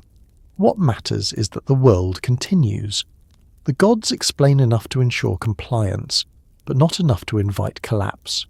The fears that guide divine policy remain embedded in structure, not speech. They are expressed through limits, not lessons, through endings, not warnings, through silence, not confession. As the narrative moves toward its final phase, this silence will become even more pronounced. The gods will act less visibly. Judgment will feel colder. Distance will increase. Humanity will continue without ever fully knowing why the boundaries exist as they do, and that ignorance will be part of what allows the world to persist. The fears remain real. They simply remain unspoken, not because they are false, but because explaining them would make them far more dangerous than leaving them hidden beneath the rules that already hold everything in place. As the Sumerian texts draw towards stillness rather than conclusion, they do not resolve the tensions they have carefully outlined. They do not reassure, they do not promise permanence. Instead, they leave behind a sense of continuation without certainty, a world still moving within boundaries that must be maintained, watched and quietly enforced. What remains is not an answer, but a condition. The fear that shaped divine behaviour was never tied to a single event or opponent. It was not a memory of one catastrophe or one rebellion. It was an awareness that existence itself rests on unstable foundations. That awareness does not vanish when gods withdraw from direct action. It does not dissolve when myths give way to history. It persists wherever systems require maintenance to remain intact. The forces that troubled the gods were never described as defeated. They were delayed, contained, managed. The primordial state was not erased. Silence was not abolished. Instability was not cured. Each was assigned a place, bounded rather than destroyed. Bounded things remain present. The underworld still exists. Death still removes lives from circulation. Time still advances in one direction. Water still seeks level ground. Growth still strains capacity. These are not remnants of a vanished world. They are features of the one that continues. The gods responded to these conditions by reducing their presence, not because they no longer cared, but because presence itself became disruptive. Observation replaced intervention. Judgment replaced confrontation. Silence replaced explanation. None of this suggests disappearance. It suggests adaptation. Adaptation implies persistence of the problem. A problem that ends does not require ongoing adjustment. A problem that remains does. The Sumerian worldview does not imagine a final state of balance that once achieved maintains itself effortlessly. It imagines balance as something temporary, local, and constantly threatened by accumulation, neglect, and time. Order holds only as long as its boundaries are respected and reinforced. Those boundaries still shape the world. Civilizations rise and fall. Cities grow dense and then empty. Populations expand and contract. Periods of noise are followed by periods of quiet. These cycles mirror the patterns described in the earliest texts. The names change. The rituals differ. The structures persist. What the gods feared was not specific to their era. It was structural. They feared what happens when distinction erodes, when boundaries weaken, when maintenance fails quietly rather than violently. They feared silence not because it was empty, but because it signalled a return to a state where nothing could be sustained. That fear did not require divine presence to remain relevant. The world continues to operate under the same pressures. Growth still demands limitation. Memory still requires forgetting. Continuity still depends on endings. Without these mechanisms, systems accumulate until they collapse under their own weight. The Anunnaki enforce these mechanisms through fate and judgment. In their absence from direct involvement, the mechanisms remain. Mortality still limits accumulation. Succession still redistributes power. Time still erodes structures that grow too rigid. These processes continue without needing to be named. The absence of explanation does not mean absence of effect. The Sumerian texts never claimed that fear would disappear once order was established. They imply the opposite. That fear becomes embedded in structure, that it becomes invisible precisely because it has been institutionalized. When fear is institutionalized, it no longer announces itself. It operates through routine. Calendars regulate time. Laws regulate behavior. Customs regulate succession. These are not neutral inventions. They are responses to instability. They channel pressure into predictable forms. Predictability reduces risk. The gods understood this. Their withdrawal was not abandonment. It was trust in the structures they had set in place.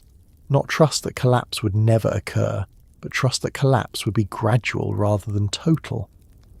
Gradual collapse allows renewal. Total collapse erases memory. Memory is one of the strongest defenses against return to origin. The Sumerian insistence on record-keeping reflects this. Kings are named. Reigns are counted. Disasters are recorded. Nothing is allowed to vanish without trace if it can be helped. Writing resists silence. As long as memory persists, distinction persists. The gods feared a state without memory, without sequence, without trace. A state where nothing could be recorded because nothing endured long enough to matter. That state has not returned. Yet the conditions that could lead toward it have not vanished either. They appear whenever systems outgrow their capacity, whenever growth is mistaken for permanence, whenever silence spreads not as rest, but as abandonment, whenever complexity exceeds care. These conditions do not announce themselves as threats. They feel ordinary. The Sumerian texts are careful about this. They do not frame danger as dramatic. They frame it as gradual, a canal left uncleared, a ritual neglected, a boundary assumed rather than enforced. Neglect is more dangerous than defiance. Defiance draws attention. Neglect passes unnoticed. The gods feared neglect because neglect erodes without resistance. That fear shaped their preference for judgment over confrontation, for silence over explanation, for distance over presence. These choices reduce disturbance, but they also place greater responsibility on structures rather than on actors. Structures fail quietly. When gods can only observe, they rely on the world's own mechanisms to signal strain. Crop failure, disease, social unrest. These are not punishments. They are indicators. Indicators require interpretation. The Sumerian world was filled with interpreters. Priests read omens, kings consulted signs, communities observed patterns. This constant reading of the world replaced direct divine instruction. Reading replaces hearing. When gods speak less, humans listen more closely. This listening does not eliminate fear. It distributes it. Fear becomes ambient. An ambient fear does not paralyze. It moderates. People plan knowing that nothing lasts forever. They build knowing that decay will follow. They govern knowing that succession is inevitable. These assumptions are not cynical. They are stabilizing. Stability does not require optimism. It requires realism. The gods embodied realism. They did not promise a world without suffering. They promised a world that could continue despite suffering. That promise remains implicit. The fears that guided divine policy were never resolved because they were never meant to be. Resolution would imply an end to maintenance, an end to vigilance, an end to care. Care must be continuous in an unstable world. The absence of gods walking openly among cities does not mean care has ended. It means care has been transferred into systems that operate without spectacle. Spectacle exhausts. Systems endure. The underworld still contains silence. Mortality still creates space. Time still imposes sequence. These are not relics of an ancient theology. They are ongoing functions. They answer a question without speaking it. If the gods feared something, it was not a thing that could be destroyed. It was a condition that could only be delayed, a tendency that could only be managed. That condition still exists wherever order depends on effort. Every society that requires maintenance inherits that fear whether it names it or not. Fear does not always appear as anxiety. It appears as planning, as limits, as endings accepted rather than resisted. The Sumerian texts leave this understanding intact. They do not comfort the reader with assurances of divine protection. They do not threaten with divine wrath.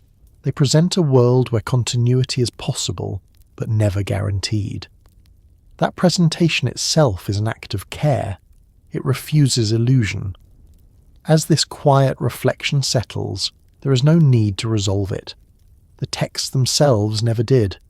They end not with revelation, but with persistence. The world continues. Order holds, for now. Boundaries remain. Silence stays where it belongs. And whatever once troubled the gods has not vanished. It has simply become part of the structure that still allows things to exist, move, and end in their proper time.